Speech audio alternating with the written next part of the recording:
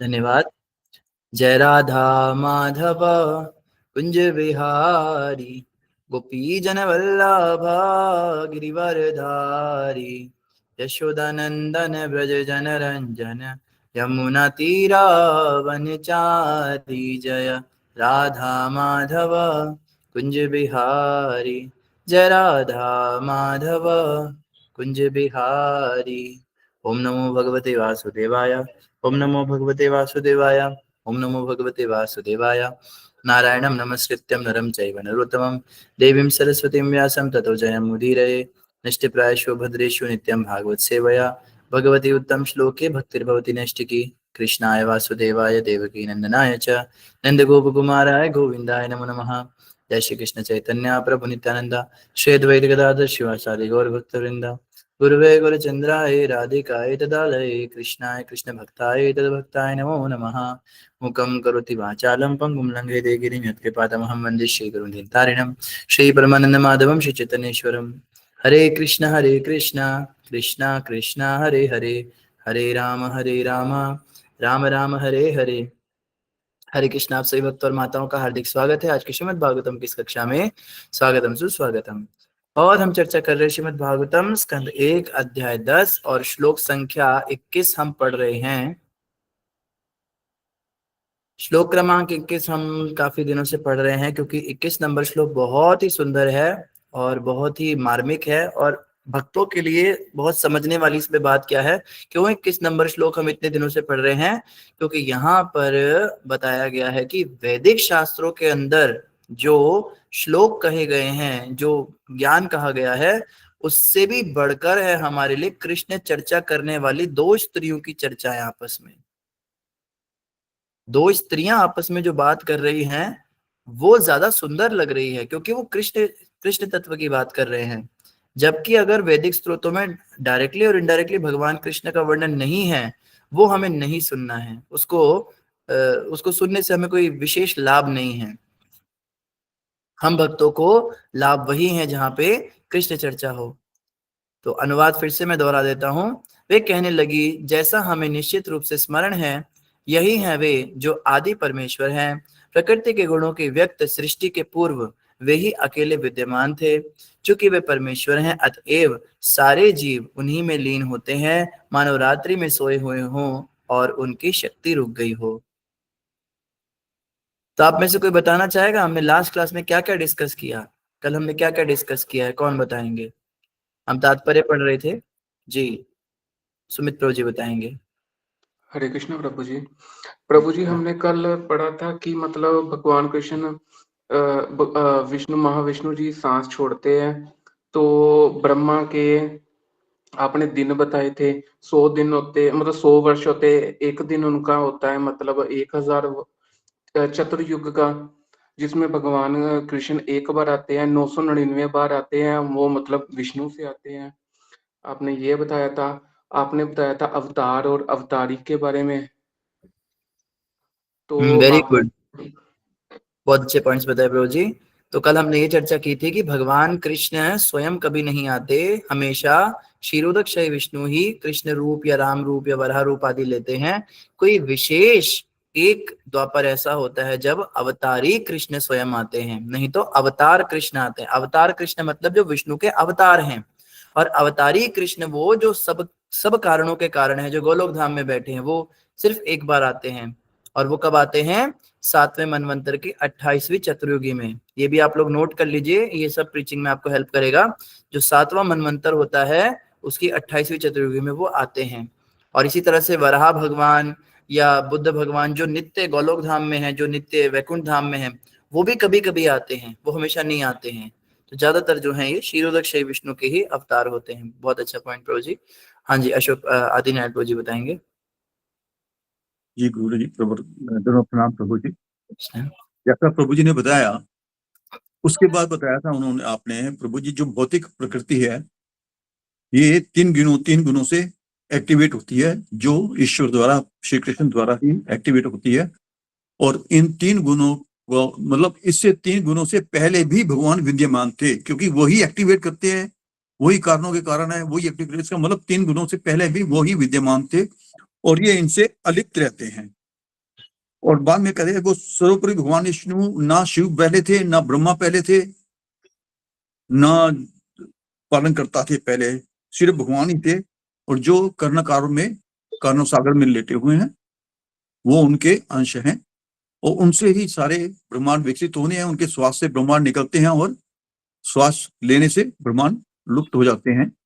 और जब ब्रह्मांड प्रकट होते हैं उसमें, उसके बाद धीरे धीरे उसमें कई ग्रह उत्पन्न होते हैं। तो ये सृष्टि चक्र उनके द्वारा ही रचा गया है सारा, प्रभु जी। बहुत सुंदर प्रभु जी। और ये कैसे होता है, जैसे वट वृक्ष का उदाहरण दिया गया यहाँ पे, वट वृक्ष जो है धीरे धीरे बढ़ता है, ऐसे ही ब्रह्मांड के अंदर भी धीरे धीरे विस्तार होता चला जाता है। तो प्रभु जी ने बहुत अच्छे पॉइंट्स बताया कि ये जो 3 गुण है प्रकृति के, इसको हम महत तत्व कह लेते हैं। महत तत्व का नाम आया था कि जब महाविष्णु सांस खींचते हैं तो सारे ब्रह्मांड नष्ट हो जाते हैं, समस्त जीवात्माएं भी भगवान के दिव्य शरीर में चली जाती हैं, और समस्त जो महत तत्व है, महत तत्व उसे कहते हैं जिससे भौतिक सृष्टि होती है, वो भी भगवान में चले जाते हैं। फिर जब भगवान महाविष्णु या कारण सागर में जो लेटे कारणोदक शाही विष्णु, उन्हीं का नाम महाविष्णु है, वो जब सांस छोड़ते हैं तो फिर से ये सृष्टि शुरू हो जाती है चलनी, फिर से ब्रह्मांड बनते हैं। और इसी तरह से जितने भी देवता हैं, चाहे शिव जी हैं, ब्रह्मा जी हैं, या अन्य कोई भी देवता भी हैं, ये सब भी ब्रह्मांड के समेत नष्ट हो जाते हैं, सब भी भगवान के दिव्य शरीर में चले जाते हैं और फिर से इनकी सृष्टि होती है। बहुत अच्छा बताया प्रभु जी, ये प्रलय के विषय में बताया। राधे कृष्ण जी। बबीता माता जी। हरे कृष्ण। प्रभु जी मन्नू कैसे बदलते हैं फिर? मन्नू, मनु मन्नू बताता हूँ कैसे बदलते हैं। ये ऐसा होता है जैसे मान लीजिए मेरा ऑफिस चलता, या स्कूल का उदाहरण लेते हैं, ठीक है। स्कूल में हम सब पढ़े हैं, हम सबको पता है स्कूल में पीरियड्स होते हैं, मुश्किल से 8 पीरियड नेचुरल होते हैं, 4 पीरियड रिसेस से पहले होते हैं, 4 पीरियड रिसेस के बाद होते हैं। तो हर टीचर का टाइम 40 मिनट का होता है। तो मॉर्निंग में मैथ वाली टीचर 40 मिनट पढ़ा के चली जाती है, फिर क्लासरूम में इंग्लिश वाली टीचर आ जाती है, फिर वो अपना 40 मिनट पढ़ा के चली जाती है, उसके बाद में साइंस की टीचर आती है। तो उनको पता है मेरा टाइम इतने से इतने बजे का है, सबके पीरियड फिक्स होते हैं। तो ऐसे ही ब्रह्मा जी का जो 12 घंटे का जो काम होता है, 12 घंटे का जो दिन होता है, उसमें 14 मनु होते हैं, 14 मनुओं का अपना अपना समय अलॉट होता है। तो ब्रह्मा जी के 12 घंटे में लगभग 1000 चतुर्युग होते हैं। तो 14 मनु को 1000 डिवाइड करें तो एक मनु के 71 चतुर्युग बनते हैं। तो 71 चतुर्युग के बाद में पहला मनु चला जाता है, मेरा हो गया टाइम, फिर दूसरा मनु आ जाता है, फिर दूसरा मनु 71 चतुर्युगी तक राज करता है, फिर वो चला जाता है, फिर तीसरा मनु आता है। तो ऐसे 14 मनु, जो 14वें मनु होते हैं, उनके जाने के बाद में छुट्टी हो जाती है स्कूल की, यानी कि उनके बाद में ब्रह्मांड नष्ट हो जाता है। जो ब्रह्मांड नष्ट नहीं होता, क्षमा कीजिए, ब्रह्मा जी का कमल बंद हो जाता है, फिर रात्रि का समय शुरू हो जाता है। तो इस तरह से 14 मनु आते हैं माता जी। ठीक है, धन्यवाद। सुमित्रा माता जी। हरे कृष्णा। प्रभु से दंडवत प्रणाम, से वैष्णव भक्तों को दंडवत प्रणाम। प्रभु जी फिर से एक बार रिपीट कीजिए कि 7वें मनु का 28वें मनु अंतर क्या बोले हैं, फिर वो जो अवतार और कृष्ण अवतारी कृष्ण। प्रभु जी हाँ जी, बात ये हो रही है माता जी कि भगवान विष्णु जो कि क्षीरोदक्षयी विष्णु हैं, जिनके पास सारे देवता जाते हैं, जब भी कोई असुर, जैसे पृथ्वी रूप बनाकर गौ गई थी जब स्वर्ग में, और उन्होंने कहा था मेरे ऊपर बहुत अत्याचार बढ़ गया, तो सारे देवता उन्हें ब्रह्मा जी के पास ले गए। ब्रह्मा जी उनको ले जाते हैं भगवान के पास क्षीर सागर में। क्षीर सागर में जो भगवान विष्णु लेटते हैं, उनको जाके प्रार्थना होती है, प्रभु आप कोई अवतार लीजिए पृथ्वी पर और इनके कष्ट दूर कीजिए। तो वो क्षीरोदक्षयी विष्णु हैं, वो अवतार लेते हैं, वो कृष्ण का अवतार लेते हैं, राम का अवतार लेते हैं, वराह का अवतार लेते हैं, मत्स्य का अवतार लेते हैं, कश्यप का अवतार लेते हैं, परशुराम का अवतार लेते हैं, बुद्ध अवतार लेते हैं, कल्कि अवतार, नाना प्रकार के अवतार वो लेते हैं।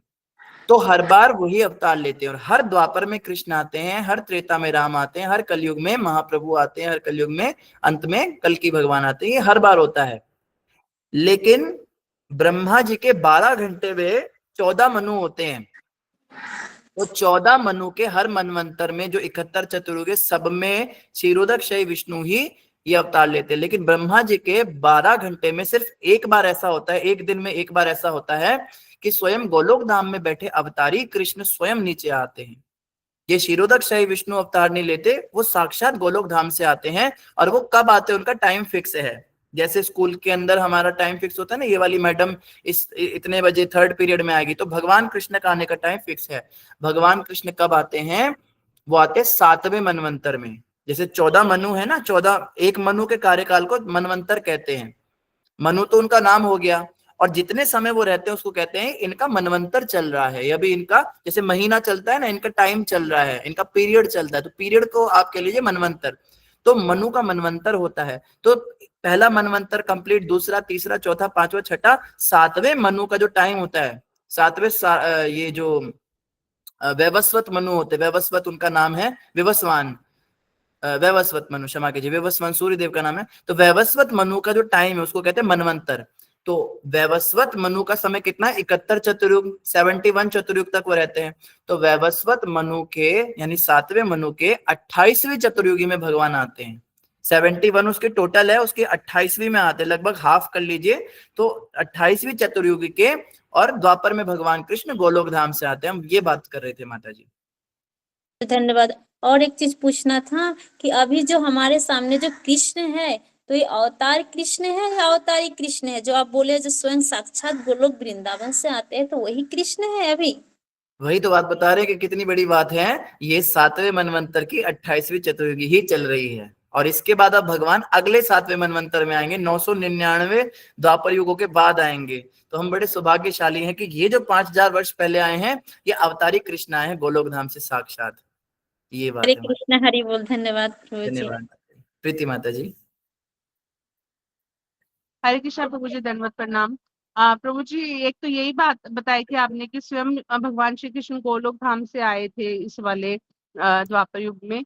सेकेंडली आपने बताया था कि जो श्री राम जी है वो रियल वाले नहीं आए थे साकेत धाम से, इस वाले त्रेता युग में नहीं आए थे, वो शायद वो 3 दो चतुर्युग त्रेता पहले, पहले हाँ। आए थे। हाँ हाँ जी। जी। और एक आपने प्रलय के बारे में बताया था 3 टाइप की, लघु, मध्य और महाप्रलय, कि कलयुग के अंत में होती है। एक ब्रह्मा जी की जो राज जिसमें उनका कमल बंद होता है, एक जब ब्रह्मा जी का घर ही खत्म हो जाता है तो वो महाप्रलय होती है, जब वो श्वास अंदर लेते हैं महाविष्णु, उस समय पे होती है। तो इसके अलावा आपने जैसे सुनीता माता जी के प्रश्न का उत्तर दिया था कि आत्मा जो है जब ट्रांसफर होती है तो वो अपनी पुरानी यादें, संस्कार भूल जाती है, चींटी के शरीर में जाएगी तो उस हिसाब से वो काम करेगी। और इसके अलावा आपने राष्ट्रवाद के बारे में भी बताया था कि राष्ट्रवाद कोई काम का नहीं है, अगर पाकिस्तान में पैदा होंगे तो वहां पे उसके हिसाब से रहेंगे, हम हिंदुस्तान में तो उसके हिसाब से रह रहे हैं। और मेरा जो क्वेश्चन था कि ज्ञान का उद्देश्य क्या है, तो उसमें आपने कहा था कि अपने आप को व्यस्त रखना है भगवान की चर्चा में। जैसे गंदे ग्लास में साफ पानी डालना, आप उसको उलट नहीं सकते, तो साफ डालते रहेंगे तो वो थोड़ी देर बाद अपने आप से साफ हो जाएगा। तो भगवान के विषयों के ये बारे में चिंतन करने से भौतिक विचार नहीं आएंगे। जी प्रभु जी। वेरी गुड माता जी, बहुत बढ़िया। आप बिल्कुल सीए की तरह आप रिपोर्ट देते हैं पूरा, जैसे चार्टर अकाउंट में आपका बैलेंस शीट इतना है, आपका ऐसा वैसा। तो धन्यवाद माता जी, बहुत सुंदर आपने पॉइंट वाइज बताया। तो बहुत अच्छा, सभी भक्त लोग बहुत ध्यान से सुन रहे हैं, देखकर बड़ा अच्छा लगा। सभी भक्त लोग, नए भक्त भी बोलते, पुराने भी बोलते हैं, अच्छा लगता है, सभी भक्त लोग बताते हैं। तो आइए आज हम चर्चा करते हैं श्रीमद् भागवतम स्कंद 1 अध्याय 10 श्लोक संख्या 21 का तात्पर्य हम कंटिन्यू करेंगे जहां पर कल हमने छोड़ा था। प्रभुपाद जी आगे बता रहे हैं, ये महाविष्णु, कौन से महाविष्णु? जिनकी कल चर्चा हुई है, जो सारे ब्रह्मांडों को निगल जाते हैं या वापस छोड़ देते हैं, जो श्वास खींचते हैं, ये महाविष्णु भगवान कृष्ण के पूर्ण अंश हैं, जिनका उल्लेख ब्रह्म संहिता में इस प्रकार हुआ है। अब सुनते हैं महाविष्णु के बारे में ब्रह्मा जी ने क्या बताया ब्रह्म संहिता में। एक तो होता है हम अपने दिमाग से महाविष्णु की कल्पना करते हैं कि महाविष्णु कुछ ऐसे होंगे, कुछ ऐसे होंगे, हमें शास्त्रों के अनुसार कल्पना करनी चाहिए। तो देखते हैं ब्रह्मा जी कैसा वर्णन कर रहे हैं, उसके अनुसार हम अपने मन में उनकी छवि बनाएं। मैं उन आदि भगवान गोविंद को सादर नमस्कार करता हूं जिनके पूर्ण अंश महाविष्णु हैं। पहली तो बात ये बताई महाविष्णु के विषय में कि वो कृष्ण के पूर्ण अंश हैं।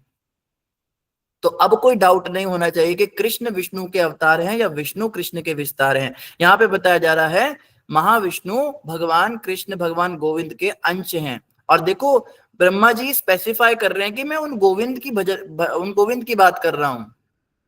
कोई ये ना सोचे जो अवतार कृष्ण है, जो इस संसार में महाविष्णु के द्वारा, ये जो क्षीरोदक्ष विष्णु के द्वारा आते हैं, मैं उनकी बात नहीं कर रहा हूं, मैं उन गोविंद की बात कर रहा हूं जिनके अंश महाविष्णु हैं। समझ में आ रहा है? तो ये पूर्ण पुरुषोत्तम भगवान गोलोकवासी जो कृष्ण है उनकी बात हो रही है। तो उनके पूर्ण अंश महाविष्णु हैं। ब्रह्मांडों के अगुआ सारे ब्रह्मा उनके दिव्य शरीर के रोमकूपों से उत्पन्न ब्रह्मांडों के पश्चात उतने ही समय तक जीवित रहते हैं जितने में भगवान श्वास छोड़ते हैं। अब ब्रह्मा जी देखो कितना सुंदर बता रहे हैं। ब्रह्मा जी कहते हैं मैं अकेला ब्रह्मा नहीं हूं। पहले तो कहते हैं ब्रह्मांडों के अगुआ सारे ब्रह्मा। सारे ब्रह्मा मतलब ब्रह्मा बहुत सारे हैं, हजारों करोड़ों ब्रह्मा है, और वो सब क्या करते हैं, वो अलग अलग ब्रह्मांडों में रहते हैं। और ये ब्रह्मांड कहां से निकले हैं, उनके दिव्य शरीर के रोमकूपों से उत्पन्न ब्रह्मांडों के। तो जितने भी ब्रह्मांडों में ब्रह्मा रहते हैं वो भगवान विष्णु के रोमकूप से निकलते हैं, रोम छिद्र से निकलते हैं। और ये ब्रह्मा क्या करते हैं, उतने ही समय तक जीवित रहते हैं जितने समय में भगवान श्वास छोड़ते हैं। तो ब्रह्मा जी बता रहे हैं कि हम भी कोई ब्रह्मा जी होकर कोई बहुत हमारी स्वतंत्रता नहीं है, हम उतना ही जीवन जी सकते हैं जितने में भगवान ने श्वास छोड़ी है। जैसे ही खींचेंगे हम भी मर जाएंगे, हमारी भी खत्म हो जाएगी कहानी।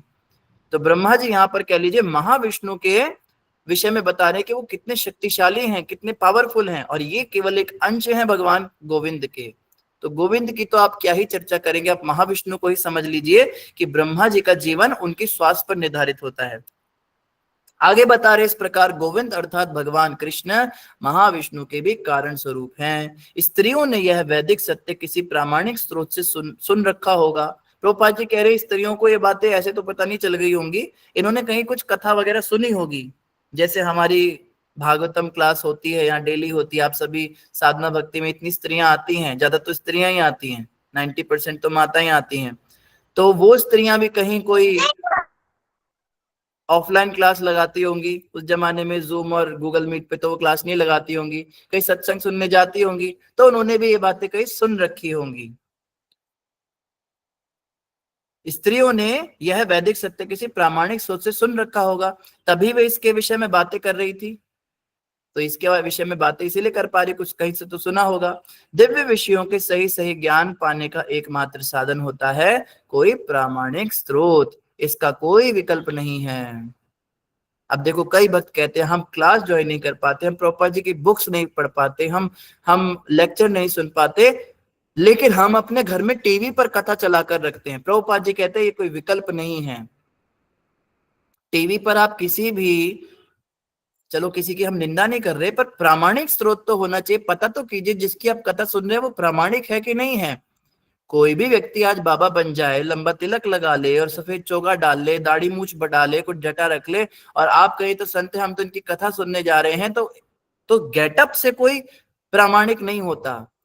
हम जो भारत के लोग हैं, हम गेटअप देखकर बहुत ज्यादा प्रभावित हो जाते हैं। देखो कितने सुंदर लग रहे हैं, मोटी मोटी कंठी डाले, मोटे मोटे रुद्राक्ष डाले हैं, और कितना सुंदर शरीर है, और कितने तेज दिव्य इनके शरीर से। तो पहली बात, गेटअप से कोई प्रामाणिक नहीं होता, किसी ने क्या पहना है, कैसा दिख रहा है। और दूसरा सेटअप देख के हम बड़े प्रभावित, बहुत ऊंची गद्दी लगी थी गुरुजी की, बहुत बड़ा डेरा था, बहुत सारे, इतनी दुनिया उन्हें फॉलो कर रही है, हजारों लोगों की लाइन लगी हुई थी, और सब उनको जो है उनके लिए भजन गा रहे थे। तो गेटअप और सेटअप दो चीजें हम लोग देखते हैं भारत के अंदर, उसी को हम प्रामाणिक मानते हैं। कितने लोग इनको फॉलो कर रहे हैं, कितने लोग इनके पीछे जा रहे हैं। पीछे मुझे याद है हमारे स्कूल में एक लड़की थी, वो धन सदगुरु को मानती थी। वो इतना उसने प्रचार कर दिया, तो एक बार मेरे साथ बहस हो गई उसकी। मैं इस्कॉन को फॉलो करता था, मैंने कहा ये क्या प्रमाणिक है, ये कोई बोनाफाइड। कहते इतनी दुनिया जा रही है उनके पास, सब पागल है कि मेरी पूरी फैमिली जाती है। तो लोगों को लगता है जिसके पास सब जो दुनिया जा रही है तो उसका एक, और उसने कहा बहुत बड़ा उनका डेरा है, बहुत बड़ा उनकी गद्दी, बहुत बड़ी, इतना थोड़ा ना ऐसे कोई बन जाएगा किसी आदमी का। तो ऐसा नहीं है। प्रामाणिक होने के क्या मायने हैं? प्रामाणिक होने का पहला मायना है कि वो चार प्रामाणिक परंपराओं में आते हों, ब्रह्म संप्रदाय, रुद्र संप्रदाय, कुमार संप्रदाय और श्री संप्रदाय। हाँ, श्री संप्रदाय। ये चार संप्रदायों के अंतर्गत उनको होना चाहिए, तभी वो प्रामाणिक माने जाएंगे। आपका इनका तो अपना अलग ही संप्रदाय है, तो फिर वो शास्त्रों के अनुसार प्रामाणिकता में समस्या आ जाती है। दूसरी चीज प्रामाणिकता में देखी जाती है कि वो जो बोलते हैं वो बातें शास्त्रों से बोलते हों। उनके प्रवचन में अगर वो कहानियां सुना रहे, चुटकुले सुना रहे, सब कर रहे हैं, बस खाली शास्त्रों की कोई चर्चा ही नहीं है, तो उनको नहीं सुनना है। और तीसरी चीज ये देखनी है कि जो बातें वो बोलते हैं उनके आचरण में भी होनी चाहिए, और तब वो प्रामाणिक माने जाएंगे। उनकी कथाएं आप ध्यान से सुनिए, वो कहीं ना कहीं किसी शास्त्र में उनकी बातें मिले आपको, तभी आप उनको प्रामाणिक कह सकते हैं। तो प्रभुपाद जी यहाँ पर कह रहे हैं कि सही ज्ञान पाने का एकमात्र यही साधन है, प्रामाणिक स्रोत, इसका कोई विकल्प नहीं है। कोई कहे प्रभु जी हमारे आसपास ऐसा कोई अवेलेबल ही नहीं है, हमारे यहाँ कोई ऐसा इस्कॉन का कोई सत्संग ही नहीं है, हमारे यहाँ कोई प्रामाणिक संप्रदाय का कुछ है ही नहीं, तो हम क्या कर लेते हैं, हम जो है वहां मंदिर में चले जाते हैं, वो भागवत का सप्ताह करने कोई आए थे वृंदावन से, हम उधर ही चले गए। तो प्रभुपाद जी कहते हैं कोई विकल्प नहीं है इसका। महाविष्णु के शरीर में जीवों का प्रवेश ब्रह्मा के 100 वर्ष बाद स्वतः हो जाता है। ये सब हम डिस्कस पहले ही कर चुके हैं कि ब्रह्मा के जब 100 साल बीत जाते हैं तो उसके बाद क्या होता है, सब महाविष्णु के शरीर में प्रवेश कर जाते हैं, सभी जीवात्माएं। लेकिन इसका अर्थ यह नहीं है कि व्यक्तिगत जीव अपनी सत्ता पहचान खो देता है। सत्ता तो बनी ही रहती है, और जो ही भगवान की परम इच्छा से दूसरी सृष्टि होती है तो सारे सुप्त निष्क्रिय जीवों को छोड़ दिया जाता है। तो प्रभुपाद जी कह रहे हैं आप ये मत सोचना कि सब भगवान में लीन हो गए। कई लोग कहते हैं ना मरने के बाद हम तो परमात्मा में लीन हो जाना चाहते हैं। आत्मा परमात्मा में लीन हो जाती है। लीन होने का मतलब वो समझते हैं आत्मा खत्म, हम भगवान ही बन जाते हैं। जैसे समुद्र की बूंद समुद्र से निकलती है और वापस समुद्र में चली जाती है, तो बूंद का अस्तित्व ही खत्म हो जाता है, वो समुद्र ही बन जाती है फिर से। तो आत्मा जो है वो भगवान से निकली, ममैवांशो जीवलोक के, भगवान के अंश हैं, तो वापस जब अंशी में जाकर मिल जाएंगे भगवान में, तो फिर से हम भगवान ही बन जाएंगे, भगवान का एक अंग बन जाएंगे। ऐसा नहीं होता। प्रभुपाद जी कह रहे हैं आपकी सत्ता हमेशा रहेगी, आप कभी नष्ट नहीं हो सकते। आप सुप्त अवस्था में रहेंगे, सोएंगे, लेकिन नष्ट नहीं होंगे। और जैसे ही भगवान की दूसरी सृष्टि होगी, यानी भगवान फिर से सांस छोड़ेंगे, फिर से हमें निकाल दिया जाएगा शरीर से, और फिर से हम किसी ब्रह्मांड में जाकर फिर अपने पुराने जो हमारे कर्म जहां पर रुके थे उसके अनुसार हमारा जन्म हो जाएगा, जिससे वे अपने पूर्व जीवन के विभिन्न कार्य क्षेत्रों के अनुसार अपने कार्यों को आगे बढ़ा सके। प्रभुपाद जी कह रहे हैं कि देखो अब यहाँ पे एक प्रश्न उठता है, सृष्टि चल रही है, ठीक है, मेरे मान लो 100 कर्म हैं जिनका मुझे फल मिलना है अभी, वो 100 कर्म पाप भी हैं पुण्य भी हैं, और उतने में पता लगा भगवान विष्णु ने सांस खींच ली, तो मेरे तो कर्मों का फल तो मुझे मिला ही नहीं, तो कर्म का सिद्धांत तो हो गया। और इतनी सारी जीवात्मा सबके कर्म थोड़ी ना कंप्लीट होते होंगे, सभी के कुछ ना कुछ अधूरे रह जाते हैं। तो जब वो सब वो खत्म नहीं होते, वो कैंसिल नहीं होते, मैंने मानो 10 लोगों का मर्डर किया है तो मैं बचूंगा थोड़ा ना उससे, अगर भगवान ने सांस खींच ली। जब भगवान दोबारा सांस छोड़ेंगे तो वापस उन्हीं कर्मों को कंटिन्यू करके उसके अनुसार मुझे जीवन मिलेगा। जैसे क्लासरूम के अंदर अगर रिसेस टाइम हो जाता है, अगर वो इंटरवल हो जाता है, तो हम अपनी डेस्क और टेबल छोड़कर जाते जरूर हैं बाहर ग्राउंड में खाना वाना खाते, लेकिन जैसे ही दोबारा पीरियड लगते हैं तो वापस हम उसी डेस्क पे आकर उसी बैग को लेकर और उन्हीं किताबों को निकाल कर बैठते हैं जहां हमने पहले छोड़ा था। और मानो कई बार ऐसा होता है, कोई टेस्ट चल रहा है, कोई एग्जाम चल रहा है, और एग्जाम के बीच में कोई इमरजेंसी हो जाए तो तुरंत हम बाहर जाते हैं, लेकिन वापस अंदर आने के बाद हमें वहीं से कंटिन्यू करना पड़ेगा जहां हमने अपने पेपर को छोड़ा था। तो यहाँ बता रहे जैसे जैसे कार्य क्षेत्र हम छोड़कर जाते हैं भगवान की सांस बंद होने पर, तो जैसे ही दूसरी सृष्टि होती है वैसे ही हम कार्य क्षेत्रों के अनुसार दोबारा आगे बढ़ते हैं। यह है सुप्तोत्थित न्याय, अर्थात निद्रा से जागकर पुनः अपने कर्म में लग जाना कहलाता है। रात्रि में जब मनुष्य सोता है तब वह यह भूल जाता है कि वह कौन है, क्या उसका क्या कर्तव्य है, और वह जगते समय की सारी बातें भूल जाता है। आप में से कोई ऐसा तो नहीं होगा जो रात को सोते हुए भी याद रखे मैं कौन हूं, मेरा नाम क्या है। हम सभी पूरी तरह भूल जाते हैं हम कौन हैं। कई बार तो सपने में हम अपने आप को कुछ और ही देखते और जैसे ही जगते हैं तो हम कंफ्यूज हो जाते हैं कि हम कौन हैं और हम यहाँ कैसे आ गए, अभी तो हम कहीं और थे। तो एकदम कुछ सेकंड्स के लिए या 1 मिनट के लिए कई बार ऐसा होता है, जैसे कोई सपना देखा और एकदम से कंफ्यूज हो जाते हैं कि ये दुनिया असली है या वो दुनिया असली थी या हम कौन है। जैसे मुझे याद है मैं अपनी नानी के घर में सो रहा था एक बार बचपन में, मेरे साथ ऐसा हुआ था। तो मुझे सपना आ रहा था मेरा कल एग्जाम है, मैं पढ़ाई कर रहा हूँ, मैंने अपने आप को अपने असली घर में देखा और जैसे ही मैं उठा मैं आसपास देख के घबरा गया, ये मैं कहाँ आ गया, ये मेरा कमरा तो नहीं है। तो कुछ सेकंड के बाद में रियलाइज हुआ अच्छा मैं अपनी नानी के यहाँ पे आया हुआ हूँ और ये सपना था। तो इस तरह से प्रभुपाद जी कह रहे हैं सपने में हम सब कुछ भूल जाते हैं भले ही, लेकिन उससे क्या होता है हमारी वास्तविकता समाप्त नहीं हो जाती। किंतु जो ही वह नींद से उठता है तो उसे जो कुछ करना होता है सब स्मरण हो आता है और वह फिर से अपने कार्यकलाप में लग जाता है। पता है मेरे साथ तो ऐसा भी हुआ है, आप लोगों के साथ भी हुआ होगा कि नहीं। मैंने अपने आप को पास्ट उसमें देखा है अपने टाइम में, मतलब 7th क्लास में चला गया मैं सपने में, 10th क्लास में, और क्लास में जाने के बाद मैं प्लानिंग कर रहा हूँ रात को सपने में कि अच्छा अब मैं ये पढ़ूंगा, अब मैं आगे ये करूंगा वो करूंगा, और बहुत अच्छा मतलब लग रहा है मुझे कि ठीक है अब मैं ये पढ़ने जा रहा हूँ मेरे लाइफ में। फिर मुझे टेंशन आ गई कि नहीं एग्जाम भी है, पढ़ाई भी है, बहुत कई बार तो बहुत टेंशन हो जाती है पढ़ाई की। तो जैसे ही आंख खुलती है तो मैं देखता हूँ अरे मैं तो 28 साल का हो गया, मेरी तो 10th क्लास का, मेरा तो कॉलेज का टाइम भी निकल गया, और अचानक से मैंने इतना सब कुछ फासला तय कर लिया। तो एकदम रिलीफ मिलता है कि अच्छा चलो पढ़ाई की टेंशन कुछ नहीं है, कोई एग्जाम नहीं है, मैं अपना आराम से जिंदगी जी रहा हूँ, मंदिर में अब कीर्तन भजन कर रहा हूँ। तो सपने में तो मैंने इतनी प्लानिंग कर ली थी मुझे यहाँ जाना है वहां जाना है। तो इस तरह से भी कई बार हम पूरी तरह मतलब भूल जाते हैं अपने बारे में, लेकिन जागने के बाद हमें फिर याद आ जाता है भाई मंगल आरती का टाइम हो गया, अभी आरती करने चलते हैं, अभी हमारी लाइफ बहुत आगे जा चुकी है। तो आगे हम बता रहे हैं, सारे जीव भी प्रलय के समय महाविष्णु के शरीर में लीन रहते हैं, किंतु जो ही दूसरी सृष्टि होती है वे उठकर अपना अधूरा काम पूरा करने लगते हैं। इसकी पुष्टि भगवत गीता में भी हुई है। तो ये श्लोक आप पढ़ सकते हैं 8.19 से 20 तक के जो श्लोक हैं, इसमें भी ये बात बताई गई भगवत गीता में। सृजनात्मक शक्ति के सक्रिय अवस्था में आने के पूर्व भगवान का अस्तित्व था। सृजनात्मक शक्ति क्या होती, कौन बताएंगे।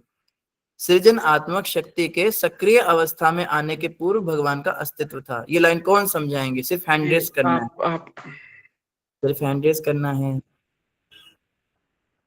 और भक्त,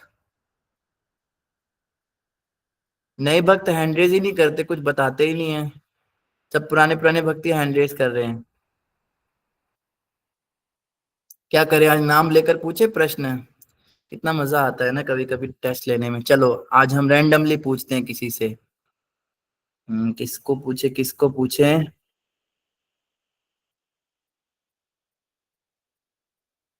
ठीक है, हमारे सामने रूबी माता जी हैं। रूबी माता जी, सृजनात्मक शक्ति के सक्रिय अवस्था में आने के पूर्व भगवान का अस्तित्व था, इसका मतलब क्या है।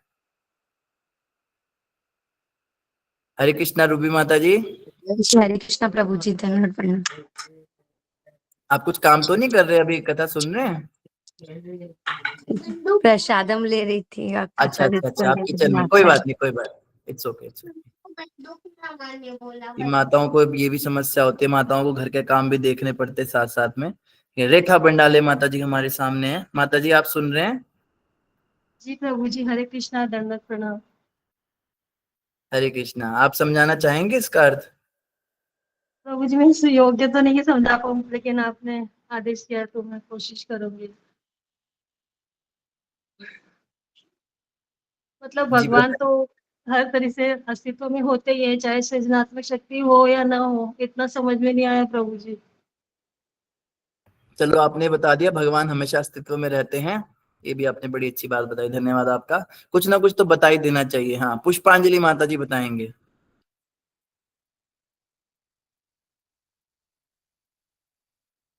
पुष्पांजलि माता जी। हरे कृष्ण प्रभु जी, दंडवत प्रणाम। वही क्या होता है प्रभु जी, कुछ तो मतलब बता दो।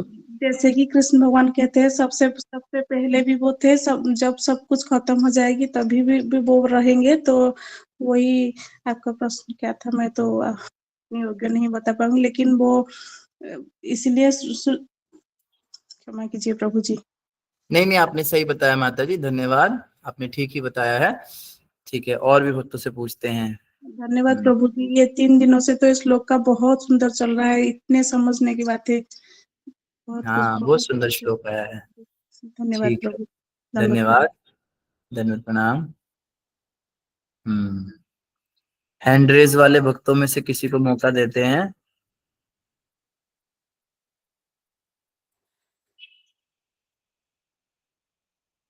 ठीक है, सोनाली माता जी बताइए।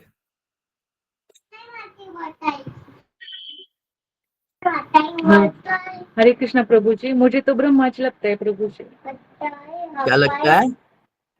ब्रह्मदेव लगता है मुझे तो। ब्रह्मदेव, ठीक है। मतलब उन्होंने सृष्टि निर्माण की है तो मुझे लगता है वो ही होंगे। उनके विषय में बात हो रही है। बहुत अच्छा, धन्यवाद माता जी। बिन्नी माता जी बताएंगे। हरे कृष्ण प्रभु जी। मतलब मुझे ये समझ आ रहा है कि सर्जनात्मक शक्ति मतलब सर्जन करता, तो जब भौतिक जगत का सर्जन करना है तो सबसे पहले क्षीरोदक्षाई भी सॉरी महाविष्णु आएंगे। तो विष्णु जी का जो काम है पहले का, तो वो सर्जनात्मक शक्ति आने से पहले भी भगवान का अस्तित्व तो है ही। वह ये समझाना चाहते कि ऐसा नहीं है कि ये भौतिक जगत बनाया तो उससे पहले भगवान, जैसे कि हम बोलते हैं ना कई लोग कि जो भक्ति में आए नहीं, हम भी पहले ऐसे थे कि 5000 पूर्व ही भगवान कृष्ण आए हैं तो 5000 से ही भगवत गीता अस्तित्व में आई। पर ऐसा नहीं है, बहुत सालों से करोड़ों वर्षों से ये अस्तित्व में है। तो उसी तरह समझा जा सकता है कि ये सर्जन हुआ उससे पहले भी भगवान का अस्तित्व तो है ही। हरे कृष्ण। बहुत सुंदर बताया माता जी, बहुत अच्छा बताया आपने, धन्यवाद आपका। ठीक है, सुजाता माता जी बताएंगे। जी प्रभु जी, माता जी ने ऐसे बताया कि सृजन शक्ति के सक्रिय अवस्था में मुझे ये लगा कि जब ब्रह्मांड ये सृजन होने से पहले ही भगवान जैसे बताते हैं कि अहमेवा समवाग्रे, वो पहले से ही थे और वो सृष्टि के पहले ही भगवान विद्यमान थे, इसका मतलब है। बहुत बढ़िया, बहुत बिल्कुल सही बताया माता जी आपने भी, धन्यवाद। सुमित प्रभु जी बताएंगे। हरे कृष्णा प्रभु जी। प्रभु जी आपने बताया था और अशोक प्रभु जी ने भी बताया था कि मतलब जब सांस छोड़ते हैं तब तो मतलब सृजन होता है, जैसे ब्रह्मा विष्णु महेश तो ये अपना चलाते हैं, ठीक है। तो उससे इससे मतलब 3 भौतिक गुण आते हैं, जैसे आप इन्होंने बताया था प्रभु जी ने। तो भगवान उससे पहले भी थे, इन तीनों गुणों से मुक्त थे। बस 3 बजे मैं लाता हूँ ना, 3 बजे शुरू करते हैं बनाना, मैं लाता हूँ 3 बजे लाता हूँ, 3 बजे शुरू करते हैं, बना लेंगे 5 बजे तक हो जाएगा। हरे कृष्णा। हाँ जी प्रभु जी, बहुत अच्छा बताया आपने। तो 3 गुणों और जैसे कई लोग सृजनात्मक शक्ति के लिए महाविष्णु के विषय में बता रहे हैं, कुछ लोगों ने सृजनात्मक शक्ति के लिए ब्रह्मा जी का नाम बताया है। तो इसमें 2 आंसर्स अभी तक हमारे पास आए हैं, देखते हैं कि क्या सही जवाब है। आगे और भी भक्तों से राय ले लेते हैं। ठीक है, सुमित्रा माता जी। हरे कृष्ण प्रभु जी, दंडवत प्रणाम। प्रभु जी, हमें यही समझ में आया है कि सृष्टि के पहले भी जीव का किसी न किसी रूप में अस्तित्व था, यही समझ में आया है प्रभु जी। हरे कृष्ण। बहुत अच्छा। वृषाली माता जी। हरे कृष्ण प्रभु जी, आपके चरणों में प्रणाम, सभी भक्तों को प्रणाम। प्रभु जी, भगवान ने जो ये भौतिक सृष्टि बनाई है उसके पहले भी भगवान थे और उसके ये जो उसका प्रलय होकर ये लय हो जाएगी, उसके बाद भी भगवान का अस्तित्व रहेगा। भगवान इस भौतिक सृष्टि से अलग है, तो वो हमेशा थे और हमेशा रहेंगे। हरे कृष्ण। बहुत अच्छा, बहुत सुंदर बताया माता जी, भगवान हमेशा ही रहते हैं। हाँ, रंजना माता जी। हरे कृष्णा प्रभु जी, यहाँ पे चैनल में दंडवत प्रणाम, सभी भक्तों को दंडवत प्रणाम। जब इसमें प्रभु जी यही बताया गया कि भगवान जब सृजन से करते हैं तो उनकी जो सक्रिय जो शक्ति होती है तो उस समय वो मतलब एक्टिव रहती है। तो उसमें जब उनकी शक्ति के द्वारा जैसे महाविष्णु के द्वारा जब होता है गर्भोदक्षाई विष्णु और कारणोदक्षाई विष्णु और शरीरोदक्षाई विष्णु, जब वो अपनी करते हैं मतलब गर्भोदक्ष विष्णु के से जैसे निकलता है, उनके पोर से ब्रह्मांड निकलता है, वो सारे ब्रह्मांड निकलते हैं। तो जब जब जब ये सब अवस्था होती है तो मतलब भगवान का तो अस्तित्व हमेशा ही रहता है ना, मतलब हमेशा शुरू से ही रहा है और बाद में भी रहेगा। तो जो भी शक्ति उनकी है सृजनक शक्ति, तो जब किसी भी अवस्था में रहती है, सक्रिय अवस्था में रहती है, तो भी उनकी भगवान का तो अस्तित्व रहता ही है। और भगवान भौतिक शक्ति से उत्पन्न नहीं हुए हैं, क्योंकि उनका शरीर पूर्ण रूप से आध्यात्मिक है, उनका शरीर पूरा सच्चिदानंद से बना हुआ है, उनके तथा उनके शरीर में कोई अंतर नहीं है। तो यहाँ पर ये बोले सृष्टि के पूर्व भगवान जैसे अपने धाम में रहते हैं, जब सृष्टि की रचना करते हैं तो परम धाम में रहते हैं जो परम पूर्ण है और अद्वितीय है, यही बताया गया प्रभु जी। बहुत बढ़िया माता जी, उनका बहुत सुंदर समझ में बताया, आया। धन्यवाद। हमारे गुरु महाराज एक भजन गाते हैं सृष्टि के विषय में ही। ये दुनिया बनाना, बना के फिर चलाना, बस उसी का काम है, बड़ा जबरदस्त उसका इंतजाम है, बड़ा जोरदार उसका इंतजाम है। जल पे है थल और थल पे आसमान है, फिर भी एक दूजे पे न बोझ एक समान है। अजब सा ये जहान है, बिन खंबे का मकान है, यहाँ का एक एक कण उसका गुलाम है, बड़ा जबरदस्त उसका इंतजाम है। सूर्य चंद्र तारे अपने धर्म से न टल सके, इंसान की मजाल क्या जो उनका क्रम बदल सके। एक फूल भी खिले नहीं, एक पत्ता भी हिले नहीं, सारे जहां की उसके हाथ में लगाम है, बड़ा जोरदार उसका इंतजाम है। ये दुनिया बनाना, बना के फिर चलाना, बस उसी का काम है, बड़ा जबरदस्त उसका इंतजाम है। इनको सोचने वाली बात है। जल पे है थल और थल पे आसमान है, और फिर भी ना बोझ एक दूसरे पे एक समान है। देखो, जल के ऊपर भगवान ने जमीन बनाई है, धरती के नीचे पानी निकलता है ना, हम बोरिंग करते हैं, तो हम लोग सब जल के ऊपर थल है और थल पे आसमान। अजब सा ये जहान है, बिन खंबे का मकान है। खंबा नहीं लगा रखा भगवान ने आसमान के लिए, और बिना खंबे के ही सारा सृष्टि। ये देखिए, सूर्य चंद्र और ये पृथ्वी सब क्या है, हवा में तैर रहे हैं। कितना वजन है पृथ्वी में, कितनी भारी है, लेकिन हवा में तैर रही है। इतनी भारी वस्तु को हवा में तैरा दिया उन्होंने, ये तो बड़ा जबरदस्त उनका इंतजाम है। सूर्य चंद्र तारे अपने धर्म से न टल सके, इंसान की मजाल क्या जो उनका क्रम बदल सके। कोई भी व्यक्ति सूर्य चंद्र की चाल थोड़ा ना बदल सकता है। एक फूल भी खिले नहीं, एक पत्ता भी हिले नहीं, सारे जहां की उसके हाथ में लगाम है। तो भगवान जो है यही ईश्वर है, यही उनकी सृष्टि है, और बहुत सुंदर उनका ये इंतजाम है। तो वही बात हम यहाँ पे देख रहे हैं, सृजनात्मक शक्ति की सक्रिय अवस्था में आने के पूर्व भी भगवान का अस्तित्व था। तो ये सृजनात्मक शक्ति के विषय में हम चर्चा कर रहे हैं। सृजनात्मक शक्ति क्या है और ये सक्रिय कैसे होती है, और ये सक्रिय अवस्था इसकी जो है, इसके पूर्व भगवान थे, तो मतलब इसके पूर्व सृजनात्मक शक्ति क्या निष्क्रिय अवस्था में थी, क्या थी, इसके ऊपर हम चर्चा कर रहे हैं। जी प्रीति माता जी बताएंगे। हरे कृष्णा प्रभु जी। तो प्रभु जी, वैसे तो मैं पहले यही उत्तर सोच रही थी कि ब्रह्मा जी जो है वो सृजन करते, तो उनसे पहले भगवान थे। लेकिन अभी मेरा नंबर लास्ट में है, तो मैं थोड़ा और सोच रही हूँ। तो मुझे फिर अब ये उत्तर लग रहा है प्रभु जी कि जब भगवान दृष्टिपात करते हैं प्रधान तत्व पे, तो वो प्रधान तत्व में फिर वो जीवात्माओं को डालते हैं, काल को डालते हैं, तो महत तत्व बनता है। तो जो है वो सक्रिय अवस्था में आता है भौतिक जगत। तो उससे पहले भी भगवान है, क्योंकि वो दृष्टिपात कर रहे हैं। तो मतलब भगवान इस भौतिक जगत के अंतर्गत नहीं है, वो इससे बाहर है, वो आध्यात्मिक है, वो इससे भी पहले थे और इसके बाद में भी रहेंगे। अब ये समझ में आया। तो बहुत सुंदर जवाब दिया माता जी, सभी वक्त बड़ा सुंदर जवाब दे रहे हैं। आदिनारायण प्रभु जी। हरे कृष्णा प्रभु जी। प्रभु जी, सृजनात्मक शक्ति के बारे में बात हो रही है। अगर सृजन है, शक्ति है, तो शक्तिमान भी तो है। अगर शक्तिमान है तो ही शक्ति है ना। अगर शक्ति का प्रयोग करने से पहले शक्तिमान विद्यमान है, तभी शक्ति काम करेगी। एक आदमी है, बड़ा वो है, तो उसके एक मैनेजर है, सपोज कर लो, अपने ऑफिस में काम करता है, उसकी अपनी शक्तियां हैं, यूज कर रहा है। वो तभी तक शक्तियां यूज करता है जब तक वो है, नहीं है तो शक्ति भी खत्म है। तो जब नेचुरली भगवान पहले से विद्यमान थे और सर्वदा रहेंगे, क्योंकि वो शक्तिमान है, तो उनकी शक्ति से सारा सृजनात्मक ये पूरा ब्रह्मांड सक्रिय होता है। जो दृष्टि जाते हैं, पूरा ब्रह्मांड सक्रिय हो जाता है अपने आप में।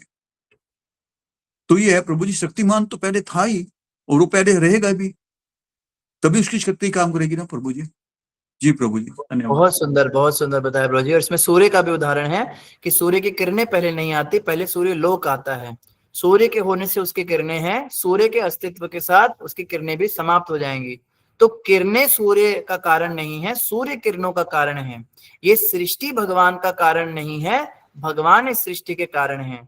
तो यहाँ पे एक मायावादी बहुत बड़ी विचारधारा है जिसको प्रभुपाद जी ने काटा है। एक्चुअली इस छोटी सी लाइन में प्रभुपाद जी बहुत बड़ी बात बोल गए, पूरा मायावाद सिद्धांत ही ध्वस्त कर दिया। मायावादियों का ये कहना है कि भगवान भी प्रकृति के गुणों में बंध जाते हैं, भगवान भी सृष्टि में पैदा होते हैं, कृष्ण भी पैदा होते हैं, राम भी पैदा होते हैं।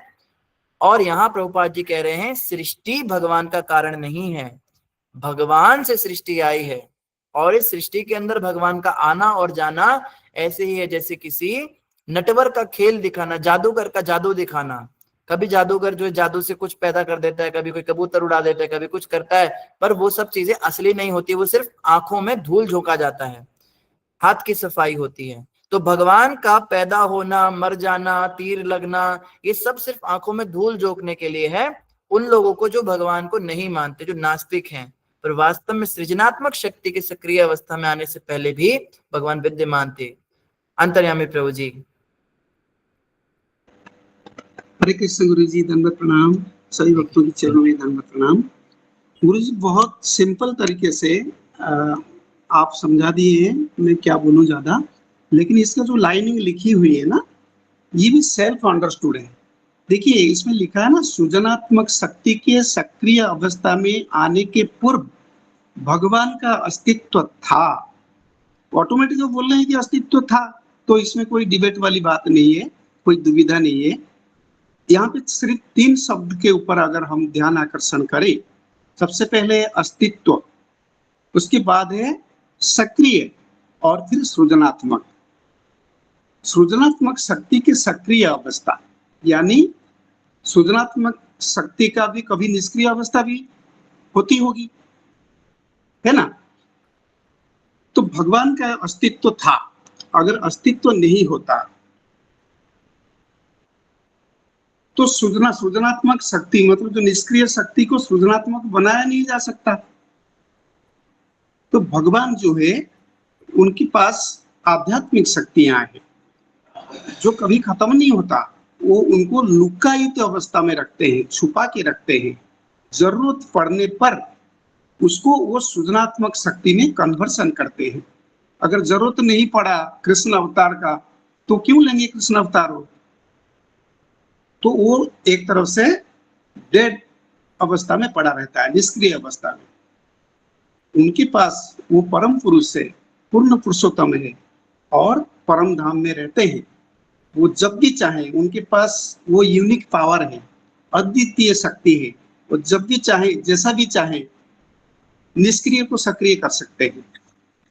अगर कोई पौधा की एग्जाम्पल हम ले लें, अगर उसमें बीज में थोड़ी सी भी प्राण बची है, तो आप कितनी बार भी उसको काटो, दोबारा फिर हरी पत्ता बनकर वो आएगा, उभर करके आएगा। तो आध्यात्मिक शक्ति का जो बीज है वो कभी खत्म नहीं होती। बस वो हम सबकी नजरों से उसको भगवान छुपा के रखते हैं, ताकि वो जाने उनको क्या करना। बोलते हैं ना कि तेरा लीला तू ही जाने। तो जब वो चाहते हैं, उनका सत्ता तब भी था, अस्तित्व तब भी था, सृष्टि से पहले भी था, सृष्टि के बाद भी था। लेकिन जब उनको चाहिए, जैसा चाहिए, जरूरत के हिसाब से, सृजनात्मक शब्द जो है सर्जना से आया है। सर्जना की मतलब है रिप्रोडक्शन, प्रोडक्शन। तो जैसे उनको जो चीज चाहिए उसी हिसाब से उस चीज का वो आकार देते हैं, या उस चीज की वो निराकरण करते हैं, किसी रूप में, चाहे अवतार के रूप में हो या किसी को प्रत्यक्ष रूप में, परोक्ष रूप में, कैसे भी हो। हरे कृष्ण प्रभु जी, दंडवत प्रणाम। सही भक्तों के चरणों में दंडवत प्रणाम।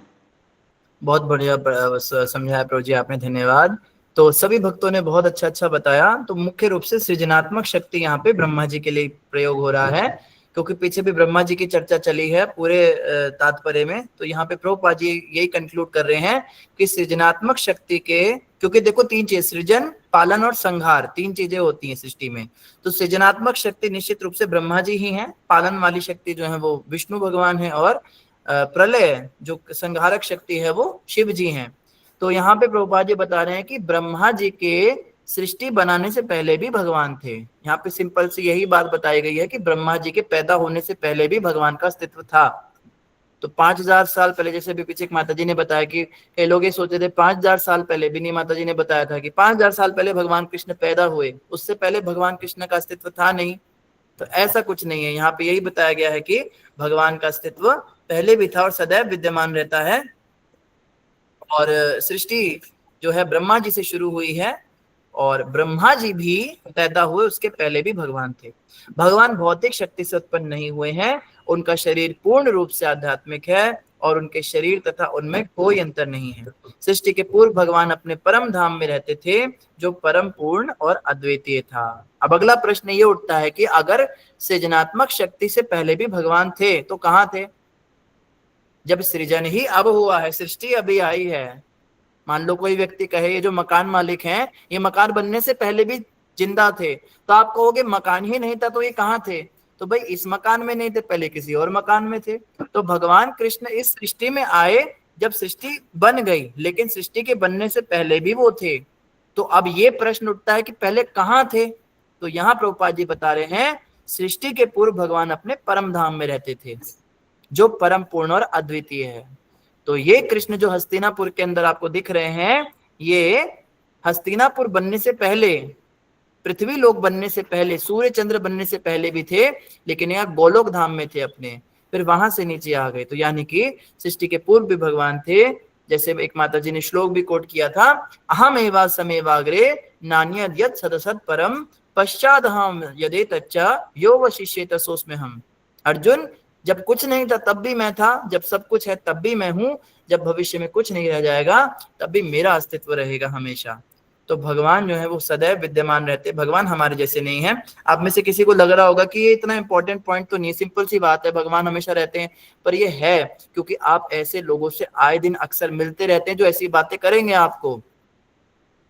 ज्यादातर लोग भारत के अंदर दिखने में लगते हैं हम तो वैष्णव विष्णु भक्त हैं, लल्ला पैदा हुआ था, ऐसी बातें करेंगे, लेकिन वो मानेंगे कि कृष्ण भी पैदा हुए थे, कृष्ण भी सृष्टि के अंदर। जब आप उनसे थोड़ी ज्यादा बात करोगे ना, थोड़ा उनको गहराई तक उनको खोदोगे तो अंदर से उनके मायावाद निकलेगा। ऊपर से वो तिलक लगाएंगे, कंठी पहनेंगे, हरे कृष्ण का जाप भी करेंगे, सब करेंगे, पर ये मायावाद बहुत अंदर तक घुसा हुआ है हमारे अंदर।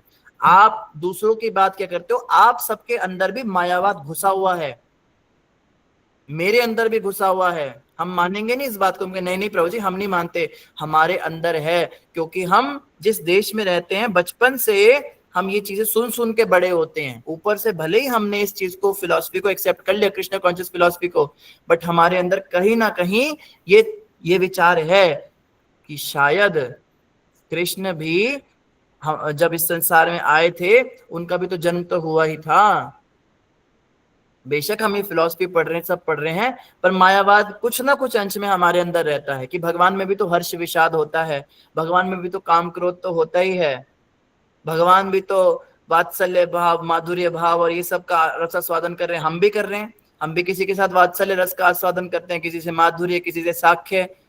तो भगवान और हम लगभग एक जैसे ही हैं, ऐसी विचारधारा कि हम भी शायद भगवान हैं, शायद हम भी, हमारे अंदर भी वही तत्व, हम भी सच्चिदानंद हैं। और भोगने की वृत्ति, मायावाद का सबसे बड़ा उदाहरण क्या है? भौतिक भोग, विषय भोग की वृत्ति। जब तक मेरे अंदर कुछ भी भोगने की वृत्ति है तब तक मैं मायावादी हूँ, सिंपल सी बात। मुझे बढ़िया बढ़िया खाने का भी अगर इच्छा हो रहा है तो मैं कृष्ण के साथ कंपटीशन कर रहा हूँ, क्योंकि गीता में कृष्ण कह रहे हैं भोक्ता राम यज्ञ तपसाम सर्वलोक महेश्वरम, मैं हूँ समस्त सृष्टि का भोक्ता, सारी अच्छी अच्छी वस्तुएं मेरे भोग के लिए बनी है। आइसक्रीम है, पास्ता है, पिज्जा है, कोल्ड ड्रिंक है, चोकोलावा केक है, या जिसको जो पसंद है, स्पेगेटी है, या म्योनीज है, पास्ता है, नूडल्स हैं, सैंडविचेस हैं, राजमा चावल है, कड़ी चावल है, छोले पूड़ी है, सब कुछ कृष्ण कहते, क्लेम कर रहे हैं कृष्ण ये सब मेरे भोग के लिए बना है। तो जो कृष्ण के भोग के लिए ऑटोमेटिक जो भी जहां भी बन रहा है, अब ये नहीं कह सकते कि भगवान के लिए जो बनाया गया है, जो भगवान के लिए नहीं भी बनाया गया, किसी शादी में, पार्टी में, किसी गृहस्थ के घर पे, किसी भी मंदिर आश्रम में, किसी गुरुद्वारे में, किसी मदरसे में, किसी चर्च में, जिधर भी जो भी भोजन बन रहा है वो सब कृष्ण के भोग के लिए है। कृष्ण ने क्लेम कर दिया गीता में। तो कहीं भी कुछ भी सृष्टि में बन रहा है और उसको देख के मेरे अंदर इच्छा हो गई इसको मैं भोग लूं, कितना टेस्टी पनीर का पकौड़ा है, मजा आ गया इसको खा के, तो भोग की वृत्ति का मतलब है कृष्ण से कंपटीशन करना। बना था कृष्ण के भोग के लिए और मैं इसको भोगने की इच्छा कर रहा हूं, ये भगवान के साथ भगवान बनने की इच्छा है। ये इतना डीप रूटेड है ये मायावाद हमारे अंदर, इतना डीप रूटेड है भगवान बनने की वृत्ति। और ये मत सोचना हम वैष्णव हो गए, हम तो सब भोग लगा के खाते हैं। हम भोग लगाते सिर्फ मजबूरी में, क्योंकि बिना भोग लगाए खाएंगे तो अपराध लगेगा हमें। हम भगवान के लिए बनाते कहाँ हैं? हम चीज बनाते हैं अपने हिसाब से, हम मसाले डालते हैं अपने हिसाब से, हमें क्या अच्छा लगता है। नहीं तो हम रोज बढ़िया बढ़िया बनाते। जब हमारा मूड नहीं होता अच्छा खाने का, कुछ लाइट खाने का मन है, तो हम ये क्यों नहीं सोचते भगवान को तो अच्छा ही खिलाना चाहिए। हमारे घर में कुकिंग हमारे लिए ही होती है। तो गीता का जो श्लोक है जहां भगवान कृष्ण कह रहे हैं कि जो स्वयं के लिए भोजन बनाता है वो पाप खाता है, वो हम पर लागू हो रहा है। आप ये मत सोचो भोग लगाने से वो श्लोक हम पे लागू नहीं होगा, हम भी पाप खा रहे हैं, क्योंकि भगवान ने ये शब्द नहीं कहा कि जो मुझे भोग लगाता है। भगवान, आप शब्द ध्यान से पढ़िएगा, वहां पे भगवान कह रहे हैं जो अपने लिए बनाता है। और अपने लिए बनाता है का मतलब होता है अपने हिसाब से बनाता है। आज बारिश हो गया, पकोड़े खाने का मन है आज, और बोलते हैं आज तो ठाकुर जी के लिए ये बना दो, आज तो कोफ्ते बना दो, आज ठाकुर जी के लिए कड़ी बना दो। पर तेरे अंदर ठाकुर जी का सीधा संपर्क हो रहा है, तेरे अंदर सारा लाइव प्रसारण चल रहा है, ठाकुर जी को क्या मन कर रहा है, ये हमारा मन होता है और हम ठाकुर जी का नाम लेके बना देते हैं। ये तो भक्तों के घरों की बात बता रहा हूँ, नॉन डिवोटी तो इससे भी गिरे हुए हैं। वो तो कहते हैं जल्दी जल्दी भोग लगा दो, देर हो रही है खाने के लिए। क्या बनाया है? आपके फेवरेट पराठे बनाए हैं। जब आपके फेवरेट बनाए हैं तो ठाकुर जी को भोग लगाने का मतलब क्या रह गया? बोलती है ना माताएं, आपका फेवरेट बनाया, जल्दी से भगवान को भोग लगा कर आती हूं मैं। तो बनाया आपके लिए ही गया है। भगवान को भोग लगाना सिर्फ एक फॉर्मेलिटी है, सिर्फ एक मजबूरी है। और गीता में भगवान ने कहा है वो व्यक्ति भी पाप ही खा रहा है जो अपने भोग के लिए बना रहा है और उसको भोग रहा है। क्या भगवान को भोग लगाने के बाद हम ये मैं अपने लिए कहता हूँ, किसी और के लिए नहीं, ये मेरी हालत तो यही है। आहा हा वाह क्या बना है, बहुत बढ़िया, कहाँ से शुरू करूं कहाँ खत्म करूं, ये भाव प्रसाद में भी होता है। क्या प्रसाद बना है आज, प्रसाद में क्या है, आज प्रभु जी छोले भटूरे बने, वाह मजा आ गया। तो प्रसाद को भी भोग वृत्ति से ग्रहण करना ये भी जो है ये गलत है। इसमें भी वो श्लोक हमारे पे लागू नहीं होगा, हम पाप ही खाते हैं। लेकिन चलो काना मामा से अंधा मामा से काना मामा अच्छा, दोनों आंखें जिस मामे की खराब है उससे एक आंख वाला मामा ठीक होता है। Blind uncle is better than no uncle. तो ठीक है, बिल्कुल ही नास्तिक थे हम तो कम से कम भोग लगाना तो शुरू किया है। पर कृपा करके जो भगवान को भोग लगा रहे हैं वो इस गलत फहमी में ना रहें कि आप बहुत महान काम कर रहे हैं या भगवान पे एहसान कर रहे हैं या फिर पाप से बच जाएंगे।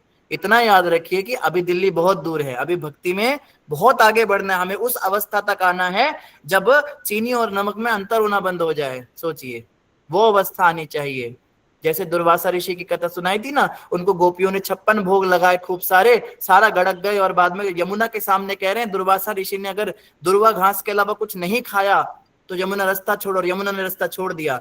दुर्वासा ऋषि की स्तर क्या था, वो सब कुछ खा जाते थे लेकिन उनको स्वाद का पता ही नहीं चलता था। वो ये सोच के खाते थे कि हृदय में कृष्ण बैठे हैं, कृष्णम अर्पणम अस्तु, भगवान को भोग लग रहा है।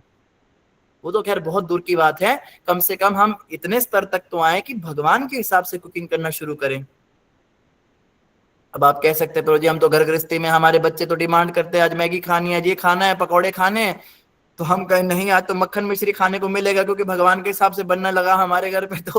तो भैया ये एक प्रैक्टिकल प्रॉब्लम है। और इसीलिए हमें याद रखना है कि क्यों प्रभुपाद जी ने कहा कि गृहस्थ आश्रम में प्रवेश करते ही भगवत प्राप्ति के 50% हमारे चांसेस कम हो जाते हैं। ये इसीलिए कहा है कि हम चाहकर भी उस स्तर तक जा ही नहीं सकते। हमारी जिम्मेदारियां, सो कॉल्ड जिम्मेदारियां, मजबूरियां, ये हमें वो स्तर तक जाने ही नहीं देंगी। तो जितना हम जा सकते हैं हम प्रयास करें और भगवान से प्रार्थना करें, और दूसरों पर चलो लागू ना कर पाए, अपने पर तो लागू करें कि मैं अपने भोग की चीजें नहीं बनाऊंगा। अब यही बात है, फिर आप कहोगे आर्टिफिशियली कितने दिन हम ये कर लेंगे, तो ये आर्टिफिशियल चीजें नहीं है। तो कोई बुरा ना माने इस बात का जो हम बातें कह रहे हैं। ये नहीं कि आज से आप बढ़िया खाना ही बंद कर दो, अपने हिसाब से बनाना ही बंद कर दो। आप बनाइए, खाइए, बस अपने अंदर ये विनम्रता रखिए कि मैं बहुत गिरा हुआ इंसान हूँ, मैं बिल्कुल भक्ति में आगे नहीं बढ़ा हूं, क्योंकि भक्ति में आगे बढ़ने का ये स्टैंडर्ड है, ये मेरे सामने स्टैंडर्ड है और मैं यहाँ पे कहीं नीचे खड़ा हूं। कम से कम अपने बारे में कोई गलत धारणा ना लगाए कि मैं बहुत भक्त हूं या मेरे घर पे ठाकुर जी को बहुत अच्छे से भोग लग रहा है टाइम से, तो मेरी भक्ति सही बड़ी स्मूथ चल रही है। ये गलतफहमी ना रखें, ये याद रखे बस हम कि मैं जो है मैं कुछ भी फॉलो नहीं कर पा रहा हूँ, गीता की कोई बात मेरे से फॉलो नहीं हो पा रही है। हे प्रभु, हे कृष्ण, हे राधा रानी, हे ठाकुर जी, हे प्रभुपाद जी, गुरु महाराज जी, मुझे आशीर्वाद दो, निताई गौर मुझे कृपा करो कि मैं उस स्तर तक पहुंचूं। ये हृदय से प्रार्थना तो तब निकलेगी ना जब पता लगेगा अपना स्तर क्या है। कभी कभी हमें अपना शक्ल देखनी चाहिए अपनी, हम पढ़ेंगे शास्त्रों को तो पता लगेगा ना कि हम क्या कर रहे हैं। तो अगर किसी को अभिमान है, थोड़ा सा भी अभिमान है कि हमारे घर पे तो ठाकुर जी को बड़ा अच्छा भोग लग रहा है, बड़े विग्रह बड़े प्रसन्न हैं भगवान घर पे, तो गलत भाव है ये। क्योंकि भगवान की प्रसन्नता के लिए हम कुछ कर ही नहीं रहे हैं, हम सब अपनी प्रसन्नता के लिए कर रहे हैं और एक फॉर्मेलिटी के लिए, एक मजबूरी के लिए भगवान के आगे भोग। और कई बार तो वो भी भगवान को क्या ही लगाते हैं, चलो चलो हो गया जल्दी निकालो, 2 मिनट हो गए ना, रख दिया ना, लाओ निकाल के लाओ जल्दी भोग। भगवान को भोग लगाने भी नहीं देते, तो कैसे कह सकते हैं भगवान के लिए बना रहे हैं? सिर्फ मजबूरी है, सिर्फ मजबूरी है। ये श्री विग्रह तो गाला ग्रह बन जाते हैं। भक्ति विनोद ठाकुर कहते हैं जिस जो भाव नहीं होता उनके श्री विग्रह गला ग्रह, गला ग्रह कहते हैं गले का फंदा। भगवान के विग्रह है, गले का फंदा लगने लगते हैं घर में। अरे फिर इनको भोग लगाना है, सुबह भी तो लगाया था, फिर इनकी आरती करनी, आज तू कर ले, आज तू कर ले, बेटा तूने इतने दिनों से सेवा नहीं करी, आज जा तू कर ले। नहीं मम्मी मेरे को टाइम नहीं है, दीदी करेगी। दीदी कहती नहीं मैंने नेल पॉलिश लगा रखी है, मम्मी तुम ही जाओ। मम्मी कहती है यार कोई तो कर दो, ये क्या ये विग्रह मैं ही करती हूँ, रोज झुंझ ला के जाएगी, मैं ही बनाती हूँ उनके लिए, सब मैं ही करती हूँ, आरती करेगी। ऐसे बेमन से भगवान की सेवा, ये सिर्फ एक गले का फंदा बन जाएंगे विग्रह, और बनते भी होंगे कितनों के घर पे। तो ये चीज बड़ी ध्यान रखनी है कि रेगुलर श्रवण बड़ा जरूरी है, तभी विग्रहों के प्रति आदर बुद्धि रहेगी, नहीं तो सेवा अपराध लगता है। विग्रहों की झुंझला के सेवा करना, अनमने भाव से सेवा करना, लड़ाई करके झगड़े में, ये सेवा अपराध है, इसमें भी हमें अपराध लगता है। इसीलिए कहा जाता है नए भक्तों को विग्रह मत लाओ अभी। नहीं हम तो गए थे, बांके बिहारी गए थे, बाहर निकले दुकान पे इतने सुंदर गोपाल जी देखती, मेरा तो मन आ गया प्रभु जी, मैं तो खरीद के ले आई उनको।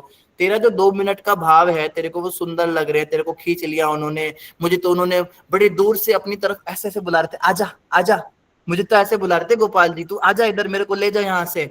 अब मैं तो घर ले आई, मैंने तो उनके लिए ये बनाया वो बनाया है। 4 दिन तुम उनकी पूजा करोगे, उनको सजाओगे, 5वें दिन तुम कहोगे चलो भाई अपने रूटीन वर्क पे। विग्रह का सेवा मजाक नहीं होता, कोई गुड्डे गुड़िया नहीं है वो। इसीलिए प्रभुपाद जी मना करते थे विग्रह लाने के लिए। गौर निताई के विग्रह लाने चाहिए, क्यों? क्योंकि गौर निताई कलयुग के भगवान हैं और वो अपराध नहीं लेते। गौर निताई पतित पावन है। गौर निताई कौन है? कृष्ण बलराम ही है, राधा कृष्ण ही महाप्रभु हैं, लेकिन तत्व रूप से तो तुम राधा कृष्ण की ही सेवा कर रहे हो ना, तो तुम्हें क्या अंतर पड़ता है? तुम गौर निताई लाओ, चाहे युगल जोड़ी लाओ या गोपाल जी लाओ, क्या फर्क पड़ता है? लेकिन भगवान महाप्रभु किस भाव में है? ये पतित है, ये तो है ही बेवकूफ, बेकार है, ये क्या इससे उम्मीद ही क्या करनी है, क्या भोग लगाएगा हमें टाइम से। नित्यानंद प्रभु जो है वो नित्य आनंद में है, उनका नाम ही नित्यानंद है, वो तो वैसे ही आनंद में रहते हैं, वो नाचते रहते हैं महाप्रभु के साथ, उनको भोग लगा दिया, ठीक है, नहीं आरती टाइम से की तो वो अपराध नहीं लेते। राधा कृष्ण के विग्रह अपराध लेते हैं, उनकी अष्टयाम की सेवा है। लड्डू गोपाल भी अपराध लेते, उन्हें गुस्सा आ जाता है। छोटे बच्चे ज्यादा गुस्सा करता है अगर उसको कुछ भी गड़बड़ करो, तो बड़ा समझदार होता है। तो इसीलिए जगन्नाथ हैं, जगन्नाथ भी पतित पावन है, ये भी कलयुग के ठाकुर हैं। तो ये विग्रह जो हैं ये घर में रखने चाहिए। इनसे जो है, अब ये नहीं कि गौर निताई आगे प्रभु जी ने कहा अपराध नहीं लेते तो अब गौर निताई को कुछ कर ही नहीं रहे हो, ऐसा भी नहीं है। तो कभी कभी जो गलतियां हमसे हो जाती हैं, तो गौर निताई के विग्रह लाने चाहिए घर में जगन्नाथ के विग्रह लाने चाहिए। और अगर पहले से आपके घर पे विग्रह है तो चलो कोई बात नहीं, लेकिन अब जब हमें सब पता लगे फिर भी हम कहें नहीं, हम तो राधा रानी को नई नई साड़ियां पहनाएंगे, ठाकुर जी को पगड़ी बांध देंगे, इसलिए हम खरीद के ले आए, वो सब सहजिया भाव है। पहले हम पट चित्र पे प्रैक्टिस करें, सबसे पहले हम फोटो पे प्रैक्टिस करें अपने घर में कि हम ठीक से आरती और भोग लगा पा रहे हैं। जब हमें लगे कि हाँ अब हमारा रूटीन बन गया है, सुबह हमारा उठने का रूटीन बन गया, भोग लगाने का, आरती का रूटीन बन गया घर में सिस्टम, फिर हम विग्रह लेकर आते हैं घर के अंदर। सीधे विग्रहों को ले आना और फिर इस तरह से उनके साथ बदसलूकी करना, इससे सेवा अपराध लग जाता है। तो इसीलिए हमें ध्यान रखना इन बातों का, भगवान के साथ हम थोड़ा सीरियसली रहें। तो इन्हीं शब्दों के साथ सभी का धन्यवाद। समय लगभग पूरा ही हो गया है, अगला श्लोक हम कल पढ़ेंगे। आप सभी भक्तों का बहुत बहुत धन्यवाद। श्रीमद्भागवतम महापुराण की जय, जगत गुरु श्रील प्रभुपाद की जय। तो जो भक्त लोग मीटिंग लीव करना चाहते हैं वो जा सकते हैं, जो भक्त प्रश्न उत्तर करना चाहते हैं वो रुके रह सकते हैं। जी कामिनी माता जी। कृष्ण प्रभु जी, मेरा क्वेश्चन ये है कि जैसे गौर निताई तो मेरे पास में चित्र के रूप में, मतलब बहुत सालों से थे, मेरे ससुर जो थे ना वो दीक्षित थे असल में गौर अमर से, लेकिन मैंने उसके बाद में लड्डू गोपाल ले लिया, मुझे पता नहीं था, मैं बहुत सालों से है मेरे पास में। तो क्या मैं क्या करूं? जैसे मेरे से इतनी तो सेवा नहीं हो पाती, मेरी उम्र भी है, लेकिन मुझे उनसे लगाव भी है, जैसे प्यार भी बहुत है, तो क्या मैं करूं? मैं उनको कहीं मंदिर में दे दूं, क्या करूं मैं? नहीं मंदिर में मत दीजिए, इतना भी लेक्चर को सीरियसली नहीं लेना, सबके विग्रह ही घरों से चले जाएं, ऐसा भी नहीं हम चाहते। बस सीरियसली सेवा करें, अपराध हम के लिए क्षमा मांगते रहें भगवान से, और ये बात कभी मन में ना लाएं कि हम बहुत बढ़िया सेवा कर रहे हैं या भगवान के प्रति हमारा बहुत भाव है तो भगवान बड़े खुश होंगे हमारे साथ। हमें हमेशा एक डाउट में रहना चाहिए कि शायद मेरी सेवा में कुछ गलतियां हो रही, कुछ कमियां हो रही हैं, तो भगवान से क्षमा याचना करते रहें। और अपने गुरु महाराज को, प्रभुपाद जी का छोटा सा फोटो जरूर रखे ऑल्टर में, और उनसे क्षमा मांगते हैं। वो तो रखी हुई है, सबकी रखी हुई है, मतलब छठ गोस्वामी सबकी रखी हुई है, गुरु परंपरा रखी हुई है। हाँ, मतलब थोड़ी, मतलब कम ही कर पाती हूँ, लड़की ज्यादा करती है सेवा, मैं तो बहुत कम कर पाती हूँ, लेकिन कोई बात नहीं माता जी, आपसे जितनी होती है आपके लिए छूट है। जैसे हमने पहले भी बताया था, बच्चों के लिए, बूढ़ों के लिए और बीमार लोगों के लिए शास्त्रों में नियम कुछ कम हो जाते हैं, तो आपसे जितना होता है आप उतना ही करें माता जी। ठीक है, धन्यवाद प्रभु जी, धन्यवाद, कोटि कोटि धन्यवाद आपको। कोटि कोटि धन्यवाद। हरे कृष्णा। विनी माता जी। हरे कृष्ण प्रभु जी। प्रभु जी, कल का क्लास मैंने बाद में सुना, तो उसमें आपने ये कहा था कि जो गोलोक है उसमें भी 2 पार्ट होते हैं, जैसे कृष्ण की भक्ति मन से की तो कृष्ण के अनुयायी होते हैं, और चैतन्य महाप्रभु के अनुयायी है तो उसमें बहुत कीर्तन किया तो हम उसमें जाते। तो मैंने जैसे गोलोक चार्ट देखा था तो उसमें कैसा था, मतलब गोलोक में जो ऊपर का पूरा जो व्हाइट पेटल्स होती है वो पूरा चैतन्य महाप्रभु का दिखाई पड़ता है, तो वो किस तरह से समझा जाए, थोड़ा मुझे डाउटफुल लगा इसलिए कुछ। हाँ बिनी माता जी, पहली बात तो जो वो चार्ट बना है वो भी भक्तों ने खाली ग्रंथ पढ़ के अपने मन अनुसार बनाया जितना हो सकता है। जिसने वो देखा है चिन्मय धाम, उसको कागज पे उतारा नहीं जा सकता इस संसार के अंदर। इस संसार में वो चीजें बना ही नहीं जा सकती, वो डिजाइन्स वो सब जो है वो दिव्य लोक की बातें हैं।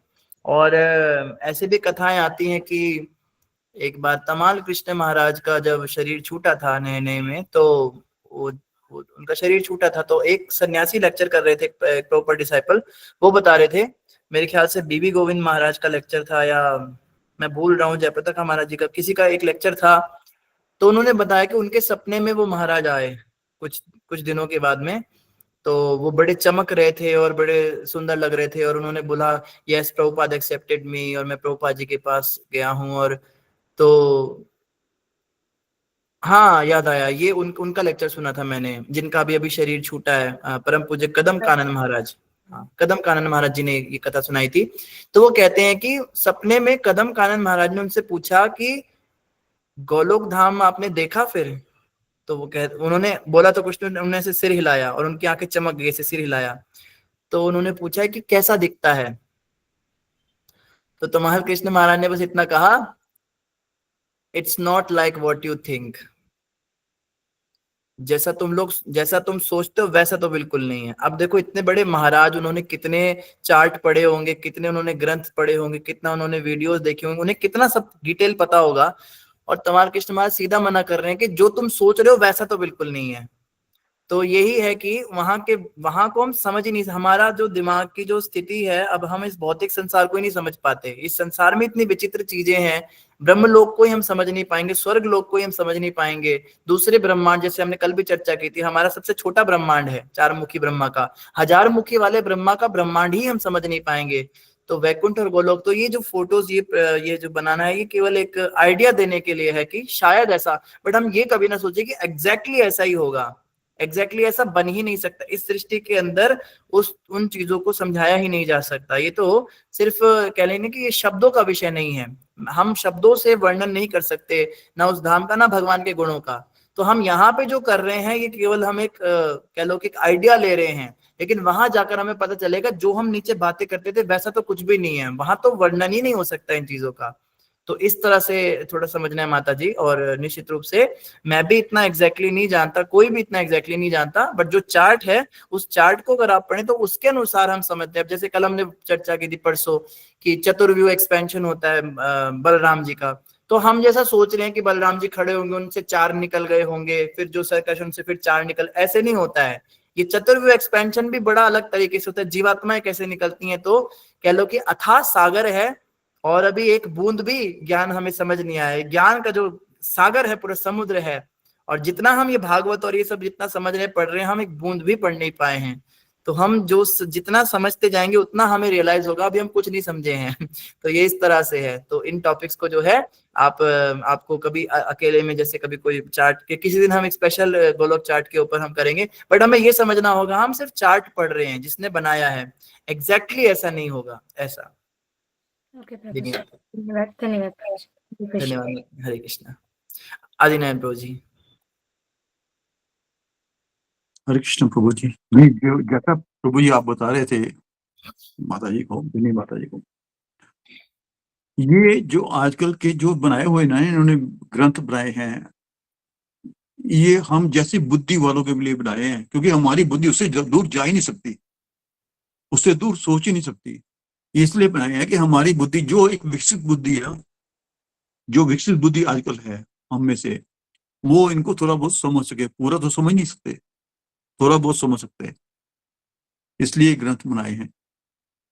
क्योंकि हम वो अगर इससे ज्यादा डीप जाएंगे तो हमारी बुद्धि से ऊपर ऊपर से निकल जाएंगे, हमें बिल्कुल समझ नहीं आएगा, तो हम उस रास्ते में नहीं लगेंगे। अब तो हम रास्ते में चल रहे हैं, तो धीरे धीरे ऊपर चढ़ाई भी शुरू हो जाएगी, तो पता लगेगा भी क्या क्या चीज है हमें। दूसरी बात प्रभु जी, जो पुराने जमाने में भी काफी साइंस विकसित थी। जैसे एक मैंने देखा था स्टैचू, बड़ी हजारों साल पुराने का स्टैचू देखा था, एक लेडी ने अपने हाथ में टैप पकड़ा हुआ है, वो चला रही है। तो इसका ना हजारों साल पहले भी टैप था, विकसित थी। इसके लिए जैसे अब श्री कृष्ण का भौमासुर से युद्ध हुआ था, तो भौमासुर का जो सेनापति था मूर, उसने चारों तरफ कई लेयर सिक्योरिटी की थी उसके अपने नगर के बाहर। कोई जल का है, कहीं कुछ है, कहीं तारे बिछाई हुई है। फिर वहां पे तारे बिजली की विद्युत सर्कुलेशन था, सर्कल था, विद्युत सर्कल था एक विद्युत का, और तारे थी। इसका मतलब उस टाइम बिजली थी, क्योंकि श्री कृष्ण ने अपने चक्र से वो विद्युत जो सर्किट था उसका खत्म किया था। तो भौमासुर के साथ जंग हुआ था, उसको मूर को मारा था। तो इसका मतलब साइंस तो थी उस टाइम, इतनी विकसित थी, तभी तो इतने जहाज थे, एरोप्लेन थे जो बिना आवाज के मन की गति से चलते थे। फिर हम ऐसा क्यों कहते हैं उस टाइम ये मोबाइल नहीं था, ये नहीं था? ये सब तो जी स्लेव मेंटालिटी हमारे देश में, जब ये अंग्रेज आए इन्होंने देखा इनकी टेक्नोलॉजी हमसे बहुत एडवांस है, और एक्चुअली में हमारी थी। ये तो स्थूल चीजें, हम सूक्ष्मता में भी बहुत आगे थे। सूक्ष्म जो योग प्रणाली क्रिया, अब देखो जो ये संजय हैं उनको लाइव टेलीकास्ट ही तो हो रहा था जो धृतराष्ट्र को बता रहे थे वो। तो हमारे जो यंत्र थे वो सूक्ष्म होते थे, वो मन के अंदर इंस्टॉल हो जाते थे, वो बाहर इंस्टॉलेशन नहीं करने पड़ते थे। और मोबाइल फोन की बातें करें तो बातें चलती थी आपस में, ये टेलीपैथी भी होती थी। नारद जी क्या करते हैं, नारद जी टेलीपोर्ट ही तो करते हैं, इधर से गायब होकर उधर प्रकट होने, इसको टेलीपोर्ट कहते हैं। आजकल इस पे बहुत काम चल रहा है साइंस का, कि हम ऐसा दरवाजा बनाएं हम गायब होकर दूसरे दरवाजे में पहुंच जाएं। तो टेलीपोर्ट होना और क्लोनिंग करना, क्लोन करते हैं आजकल, 1 के 2, 2 के 4। तो शौबरी ऋषि ने अपने 7 विस्तार किए थे, और जो ये थे अपना कर्दम मुनि थे उन्होंने अपने 9 विस्तार किए थे, और सारे ही क्लोनिंग हुए थे। तो ये सब चीजें बहुत एडवांस थी। मगर वही कह लीजिए कि इस देश पे अगर, जैसे मैकॉले ने लेटर लिखा था ये अपने देश के पार्लियामेंट में, कि अगर इस देश को काबू करना है तो सबसे पहले इनका गुरुकुल सिस्टम खत्म करो। इनको ये इतनी हायर साइंस पहले ही पढ़ा देते हैं, हमें मलेज कहते हैं ये लोग। तो ये हमें श्रेष्ठ कब समझेंगे, जब हम इनकी संस्कृति को, फिर उसके बाद में जो ये आया मैक्स मुलर, इसने क्या किया, संस्कृत शास्त्रों को इंग्लिश में ट्रांसलेट कर दिया अपने मन से। और इसने कहा कि तुम्हारे तो शास्त्रों में कोई पत्थर पानी पे तैर रहा है, कोई बंदर हवा में उड़ रहा है, ये तो कभी हुआ ही नहीं। तो इस तरह से उनके ट्रांसलेटेड वर्जन्स पढ़े, हमारे गुरुकुल्स खत्म हुए, और जबरदस्ती उनकी क्रिश्चियन स्कूल्स में पढ़ा हमने कि उनकी साइंस है, उन्होंने इसको इवॉल्व किया है, और सारा हमारा था। विमान शास्त्र को इन्होंने पेटेंट कर लिया, उससे इन्होंने एरोप्लेन्स बनाए। अभी इन्होंने आयुर्वेद को पेटेंट कर लिया। अभी रिसेंटली वो पाणिनि का जो संस्कृत था, संस्कृत ग्रामर, वो भी पेटेंट हो गया अमेरिका से। आप सबको खुशखबरी देते हैं हम, ये भारतवासियों ने एक और चीज खो दी। तो हमारा पाणिनि का जो संस्कृत था, कंप्यूटर के अंदर संस्कृत लैंग्वेज चलाने के लिए कुछ कोड्स चाहिए थे जो मिल नहीं रहे थे, तो उसको डिकोड करने वाला इंडिया नहीं था, पर काम करता था विदेश में, तो वो उसी देश के अंदर पेटेंट करवा दिया उसने। तो इस तरह हर चीज का पेटेंट लेते जा रहे हैं, हमें तो पता नहीं चल रहा। हमारी 2-3 जनरेशन के बाद में उनको लगेगा संस्कृत भाषा भी बाहर से आई है। अभी हमें लग रहा है ना साइंस बाहर से आई है, जबकि हमसे पहले वालों को पता था कि ये लोग हमारी ग्रंथ पढ़कर उसको पेटेंट कर रहे हैं, पर हम थोड़ा ना ये बात को मानते हैं। हम तो कहते हैं राइट ब्रदर्स ने एरोप्लेन उड़ाए, हम तो ये कहते हैं कि वो रदरफोर्ड ने बताया एटम के बारे में, और ब्रह्म संहिता के अंदर लिखा है अंडान तरस्त परमाणु चयन तरस्तम गोविंदम आदि पुरुषम तमहम भजामि। जो परमाणुओं के अंदर परमाणु शब्द जो है ये ब्रह्म संहिता में लिखा हुआ है, और ये कहते हैं कि एटम की डिस्कवरी इन्होंने करी है। तो हम तो ये मानते हैं सब, हमारे आगे वाली जनरेशन माने कि संस्कृत भाषा भी बाहर से आई है। एक आर्यन द्रविडियम थ्योरी है, वो कहती है कि जो नॉर्थ इंडियंस हैं, जितने भी नॉर्थ में रहने वाले, पंजाब जम्मू कश्मीर और ये यूपी और मध्य प्रदेश और राजस्थान के, ये लोग मूल निवासी हैं ही नहीं भारत के, ये आर्यन इन्वेजन्स हैं। हम लोग विदेशी हैं जो बाहर से आए हैं, और हमने जो मूल निवासी थे भारत के उनको खदेड़ दिया नीचे द्रविड़ देश में। नीचे जो साउथ इंडिया के अंदर है वो यहाँ के मूल निवासी थे, और हम लोग जो है इन्वेडर्स हैं। और इस तरह से उन्होंने हमारे अंदर भी डिवीजन कर दिया कि आर्यन है और ये द्रविडियन है। आज भी साउथ इंडिया के लोग हमें इसी नजर से देखते हैं कि हम यहाँ के मूल निवासी नहीं है, हम यहाँ पे इन्वेजन करने वाले हैं। और हमने जब यहाँ पर आए तो यहाँ की संस्कृति देखी, परंपराएं देखी, तो थोड़ा थोड़ा हमने उसको अडेप्ट किया। रामकृष्ण की, विष्णु की भक्ति हमने थोड़ी थोड़ी अडेप्ट की और उसको हमने मॉडर्नाइज कर दिया। लेकिन वो लोग असल देवताओं की पूजा और शास्त्र वगैरह पढ़ते हैं, उन लोगों को आज भी ये बात लगती है। तो ये सारी मंत्र गणत धारणाएं जो है ये क्रिश्चियन स्कूलों में पढ़ के और इनके विदेशियों के, अब तो चलो हमारा अपना स्वराज है, अब तो हम असली चीज पढ़ाए ना बच्चों को। हम आज भी वही सिलेबस पढ़ा रहे हैं जो अंग्रेज हमें देकर गए थे। इसी पर अभी मोदी जी काम भी कर रहे हैं, शिक्षा मंत्री में उन्होंने बहुत सारे चैप्टर्स हटवाए हैं। अभी एनसीईआरटी में ऐसी ऐसी बातें लिखी हैं, आप लोग देखकर डर जाएंगे, ऐसी ऐसी बातें लिखी हुई उसके अंदर। और प्रभु जी आपने बात की बिजली की, तो एक घनश्याम प्रभु जी हैं, उन्होंने, वो गयाना में रहते हैं, उन्होंने मुझे बताया था, आपको पिरामिड्स के बारे में पता होगा, गाजा के पिरामिड्स हैं जो इजिप्शियन लोग बनवाते थे। पिरामिड जो कोन होते थे अंदर बिल्कुल घुप अंधेरा, बिल्कुल अंधेरा होता है, और में बिल्कुल लाइट नहीं होती है, धूप अंदर आ ही नहीं सकती, इस तरह से बनते थे। उन पिरामिड्स की छतों पर सुंदर सुंदर पेंटिंग्स बनी हुई दिखी हैं। अब जो साइंटिस्ट देख रहे हैं उनमें पेंटिंग्स बनी हुई हैं, और तो उसके अंदर इतने अंधेरे में पेंटिंग बन कैसे गई? अगर आप कहते हो मशाले जलाकर उस समय पे बनाई गई, तो छत पे हमेशा बर्न मार्क्स पड़ते हैं, मशाल जलाते तो कुछ जलने के निशान है, धुआं के कोई निशान नहीं है। ये पेंटिंग्स बन ही नहीं सकती अंधेरे में, निश्चित रूप से उस समय पे कोई तो लाइट की टेक्नोलॉजी थी। और उन्होंने जब उस पिरामिड के नीचे देखा तो पानी को घुमाकर वो लोग बिजली बनाते थे। वहां पे कुछ ऐसा सेटअप भी पाया गया है कि विद्युत पहले भी था, ये सब कुछ पहले था, जैसे आपने बताया टैब था, मोबाइल था, एवरीथिंग वाज अवेलेबल। लेकिन हमारे शास्त्रों को पहले तो इन्होंने जला के राख कर दिया। जो इन्होंने हमारी यूनिवर्सिटी जलाई थी, नालंदा यूनिवर्सिटी में सारे हमारे शास्त्र थे, उसमें सारी टेक्नोलॉजी थी, ये सब उसको जला के इन्होंने बताया आप पहले ये बस जंगलों में रहने वाले लोग थे और आपको हमने सभ्य बनाया है। आज भी हम भारत को अंडर डेवलप्ड नेशन कहते हैं, डेवलपिंग कंट्री कहते हैं। तो डेवलपमेंट का मतलब होता है विदेशी इक्विपमेंट्स हमारे पास इतने नहीं है। तो भारत का अपना तो इतिहास बिल्कुल नष्ट ही हो गया, हमारा तो अपना। तो ये सब कुछ जो है ये केवल गुरुकुल खत्म करने की वजह से, इसीलिए प्रभुपाद जी ने विदेशों में गुरुकुल खोल दिए। प्रभुपाद जी वो तो जीनियस, उनको सब पता था क्या चल रहा है। गौशाला और गुरुकुल दो चीजें इन्होंने खत्म करी हमारी। प्रभुपाद जी ने इन्हीं के देश में जाकर गुरुकुल भी खोले, और इनके बच्चे आज उस गुरुकुल के अंदर संस्कृत पढ़ रहे हैं और शास्त्र पढ़ रहे हैं, ब्रह्मचर्य की ट्रेनिंग ले रहे हैं। क्योंकि प्रभुपाद जी को पता था कि भारत के लोग जो हैं ये ऐसे तो सुनेंगे नहीं, विदेशों से आई चीजें इन्हें इंपोर्टेड लगती है। तो विदेशों में जब गुरुकुल चलेंगे तो इन्हें लगेगा हम भी खोल लेते हैं। और हुआ ऐसा, विदेशों के गुरुकुल देख देख के अब कई सारी संस्थाएं एक्टिवेट हो रही हैं और वीडियोस भेजते हैं, वो देखो विदेशों में ये गुरुकुल चल रहा है सनातन संस्कृति का, हम भी अपने देश में खोलेंगे। इन्हें विदेशी माल चाहिए होता है। प्रभुपाद जी क्यों विदेश गए थे? क्योंकि भारत के अंदर कोई सुन ही नहीं रहा था उनकी बात को, और विदेशी भक्तों को, जैसी गोरे भक्तों को लेकर आए, लाखों की भीड़, हजारों नहीं। दिल्ली में प्रभुपाद जी ने जो पहला प्रोग्राम किया था, लाखों भारतीय पहुंच गए अंग्रेज भक्त देखने, और अंग्रेज नाच रहे थे हरे रामा हरे कृष्णा पे। ऑन द स्पॉट 15-20 फैमिलीज जो बड़े रिच थे, उन लोगों ने तुरंत हरे कृष्णा एक्सेप्ट कर लिया, ज्वाइन कर लिया। प्रभुपाद जी ने कोई लेक्चर नहीं दिया था उन्हें, सिर्फ अंग्रेजों को देखकर, क्योंकि वो अंग्रेजों को देखकर फटी हुई जीन्स पहनते थे। अब अंग्रेजों को देखकर माताओं ने साड़ी पहनना शुरू कर दिया। एक बार की बात है, प्रभुपाद जी की कुछ इंडियन डिसाइपल्स थी, तो उनको प्रभुपाद जी ने डांटा। प्रभुपाद जी की इंडियन शिष्याएं थी, कहती हैं तुम लोगों को मैंने बोला था ये जो विदेशी औरतें इनको अपने तौर तरीके सिखाओ, तुम इनके जैसी हरकतें कर रही हो। वो भी विदेशियों की तरह ऐसे ऐसे करके मुंह बना बना के बातें करना, ये सब सीख गई थी। प्रभुपाद जी ने कहा मैं चाहता था ये जो विदेशी औरतें हैं इनको तुम अपने तरीके से सिखाओ, स्त्री को कैसे रहना होता है, कैसे हाव भाव करने होते हैं, तुम इनके जैसी हरकतें कर रही हो। तो भारत के लोगों की पता नहीं क्या दिमाग में नकल उतारने की बड़ी होती है, अमेरिकन लोगों की नकल उतारनी है और ब्रिटिशर्स की नकल उतारनी है। आज भी इस्कॉन के अंदर कई ऐसे लोग हैं जो हिंदी जानते हैं फिर भी अंग्रेजी में बात करेंगे। मैंने इस्कॉन वृंदावन में ऐसे बड़े भक्त देखे हैं, दोनों को हिंदी आती है फिर भी अंग्रेजी में बात करेंगे, क्योंकि अंग्रेजों की नकल उतारनी। हम इस्कॉन संस्था से हैं, जब दो लोगों को अंग्रेजी नहीं, अब देखो दो चाइनीज आपस में मिलते हैं तो चाइनीज में बात करते हैं इस्कॉन के डिवोटीज, दो रशियन डिवोटीज आपस में मिलते हैं तो रशियन में बात करते हैं, और दो इंडियन डिवोटीज मिलेंगे तो अंग्रेजी में बात करेंगे। हमारे गुरु महाराज ने बात कही है, एक बार की बात है, महाराज जी को बुलाया गया द्वारका में, जो दिल्ली के पास द्वारका, इस्कॉन द्वारका, वहां पे महाराज का लेक्चर था। द्वारका था शायद पंजाबी भाग था कुछ था, तो अमोघ लीला प्रभु जी महाराज जी का इंट्रोडक्शन दे रहे थे। ये मैंने अमोघ लीला प्रभु के मुंह से ही सुना है, उन्होंने ग्लोरिफिकेशन में बताया था।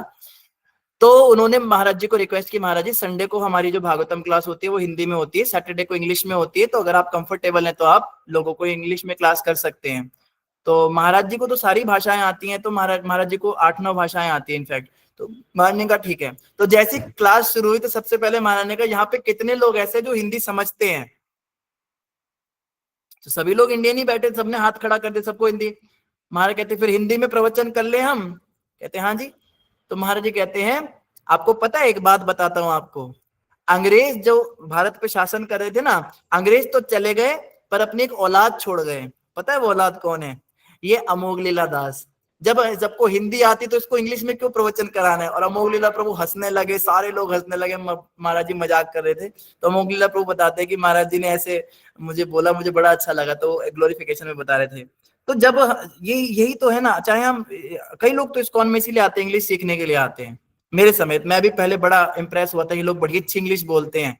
भक्ति तो चलो अलग चीज है, ज्यादा तो हम यही इंप्रेस होकर आते हैं, यहाँ के लोग बड़ी अच्छी इंग्लिश बोलते हैं, बड़े समझदार होंगे। अंग्रेजी बोलने वाला समझदार होता है तो ये सब जो है प्रभुपाद जी ने इसीलिए क्या कहा, प्रभुपाद जी ने कहा था, प्रभुपाद जी कहकर गए थे शब्द कि वृंदावन इस्कॉन में जितने मेरे शिष्य रहते हैं उन सबको हिंदी सीख लेना चाहिए और हिंदी में बात करनी चाहिए, और मायापुर में जो भक्त रहते हैं उन्हें बंगाली सीखनी चाहिए, उनको बंगाली में। परम पूज्य जयप्रदा महाराज जी विदेशी होकर बंगाली में बातें करते हैं। परम पूज्य राधानाथ महाराज जी, उनको भी हिंदी आती है। ये जितने बाहर के विदेशी वो हैं महाराज जी लोग, ये भी अब क्योंकि भगवान महाप्रभु बंगाली में बात करते थे, भगवान कृष्ण जो है ब्रज भाषा में बात करते थे। तो खैर ये एक स्लेव मेंटालिटी के कारण हुआ है प्रभु जी, और प्रभुपाद जी ने इसके ऊपर बिल्कुल काम किया है। प्रभुपाद जी ने जो गुरुकुल है वो संस्कृत में खोले थे, संस्कृत और बंगाली, ये दो जो हमारे ज्यादातर शास्त्रीय 2 लैंग्वेजेस में है, इनको हमें समझना चाहिए, सीखना चाहिए। और भक्ति विनोद ठाकुर जी ऐसी भविष्यवाणी कर गए थे कि भविष्य में एक ऐसा समय आएगा जब महाप्रभु के जो चैतन्य चरितामृत है उसका रसपान करने के लिए, उसका ओरिजिनल नेक्टर को रसपान करने के लिए विदेशी लोग भी बंगाली सीखेंगे। वो बांग्ला भाषा बकायदा सीखेंगे और उसके बाद उसको पढ़ेंगे। ट्रांसलेटेड वर्जन पढ़ने में वो मजा नहीं है। आज हम भी चैतन्य चरितामृत का हिंदी अनुवाद पढ़ते हैं, हमें मजा नहीं आता। कोई भी ग्रंथ, जो ग्रंथकार होता है वो उसमें अपने भाव डालता है, वो केवल भाषा नहीं होती, वो भाव होते हैं उसके, और उसका ट्रांसलेशन होते ही वो उसके आधे भाव समाप्त हो जाए, सूख जाता है वो। इसलिए जैसे बंगाली भजन है, उन भजनों को हमें इतना तो बंगाली आ जानी चाहिए कि समझ में आए हमें कि हम क्या बोल रहे हैं, क्या सुन रहे हैं। हम उसका जैसे हम पूरा गा लेते हैं, फिर हम पढ़ते हैं हाँ इसका ये मतलब है, यहाँ पे महाप्रभु ऐसा कह रहे हैं, उसमें वो मजा नहीं है। संसार दावानल हम गाते हैं, जिस समय हम गा रहे हैं उसी समय हमें वो भाव आने चाहिए, एक एक शब्द संस्कृत का हमें उतरना चाहिए, बजाय कि हम नीचे Hindi translation, English translation, Bangla translation, Odia translation या कन्नड़ ट्रांसलेशन पढ़ रहे हैं। हमें संस्कृत समझ में आनी चाहिए, हमें बंगाली समझ में आनी चाहिए, तो ये बड़ा जरूरी है। तो बात तो आपने कहीं से की थी, पर घुमा फिरा के पता नहीं हम कहाँ पहुंच गए। धन्यवाद आदिनारायण प्रभु जी आपका। धन्यवाद प्रभु जी। हरे कृष्णा। हम जज्बाती हो जाते हैं कभी कभी, हमें कोई रोक लिया करो। जी सुजाता माता जी। हरे कृष्ण प्रभु जी। प्रभु जी आपने बताया ना हमारे हिसाब से नहीं, भगवान के हिसाब से प्रसाद लगाना है, तो वो कैसे समझेंगे कि भगवान के हिसाब से? वो ऐसे समझना है कि अब हम लगाने के लायक नहीं है, और हमें भगवान से प्रार्थना करनी है कि भगवान ही हमें किसी दिन लायक बनाए, और ये कभी नहीं सोचना कि हम स्वयं के प्रयास से लायक हो जाएंगे इसके। ये प्रार्थनाओं से, गुरु के आशीर्वाद से होगा। अभी आप जैसे प्रसाद बना रहे बनाते रहिए, पर मन के अंदर बस ये भाव रखिए कि मैं गलत कर रही हूँ, भगवान मुझे सही करो, मेरे अंदर ये भाव लाओ, मैं आपके लिए प्रसाद बनाऊं। जैसे कर्माबाई बनाती थी, कर्माबाई जब खिचड़ी बनाती थी तो जगन्नाथ जी के हिसाब से बनाती थी कि दिन भर मीठे का भोग लगता है, इसको दिन भर मीठा खाता है, इसको कहीं शुगर ना बढ़ जाए, इसको कड़वे पत्तों की मैं खिलाऊंगी खिचड़ी, और कड़वे कड़वे पत्ते डालती थी, और माँ के भाव से कि कड़वे पत्ते खाएगा तो सारा इसका। अब जगन्नाथ को कहाँ कोई डायबिटीज हो सकती है, वो तो भगवान है, पर भाव की बात है, तो वो होता है भगवान के लिए बनाना, सिर्फ भगवान की खुशी के लिए भगवान को सोच के बनाना, इसे कहते भाव। जी प्रभु, थैंक ठीक है, धन्यवाद सही भक्तों का। आदिनारायण प्रभु जी, और तो कोई प्रश्न नहीं आज के लिए, आ गया। बहुत बहुत धन्यवाद प्रभु जी, बहुत बहुत बहुत बहुत धन्यवाद धन्यवाद। सही भक्तों का, बहुत बहुत प्रणाम धन्यवाद। प्रभु जी। श्रीमद् भागवतम महापुराण की जय, कृष्ण जय, वांछा कृपा सिंधु जय, हरे हरे कृष्ण प्रभु जी, दंडवत प्रणाम। प्रभु जी के चरणों में दंडवत प्रणाम, सभी भक्तों के चरणों में दंडवत प्रणाम। हरे कृष्ण।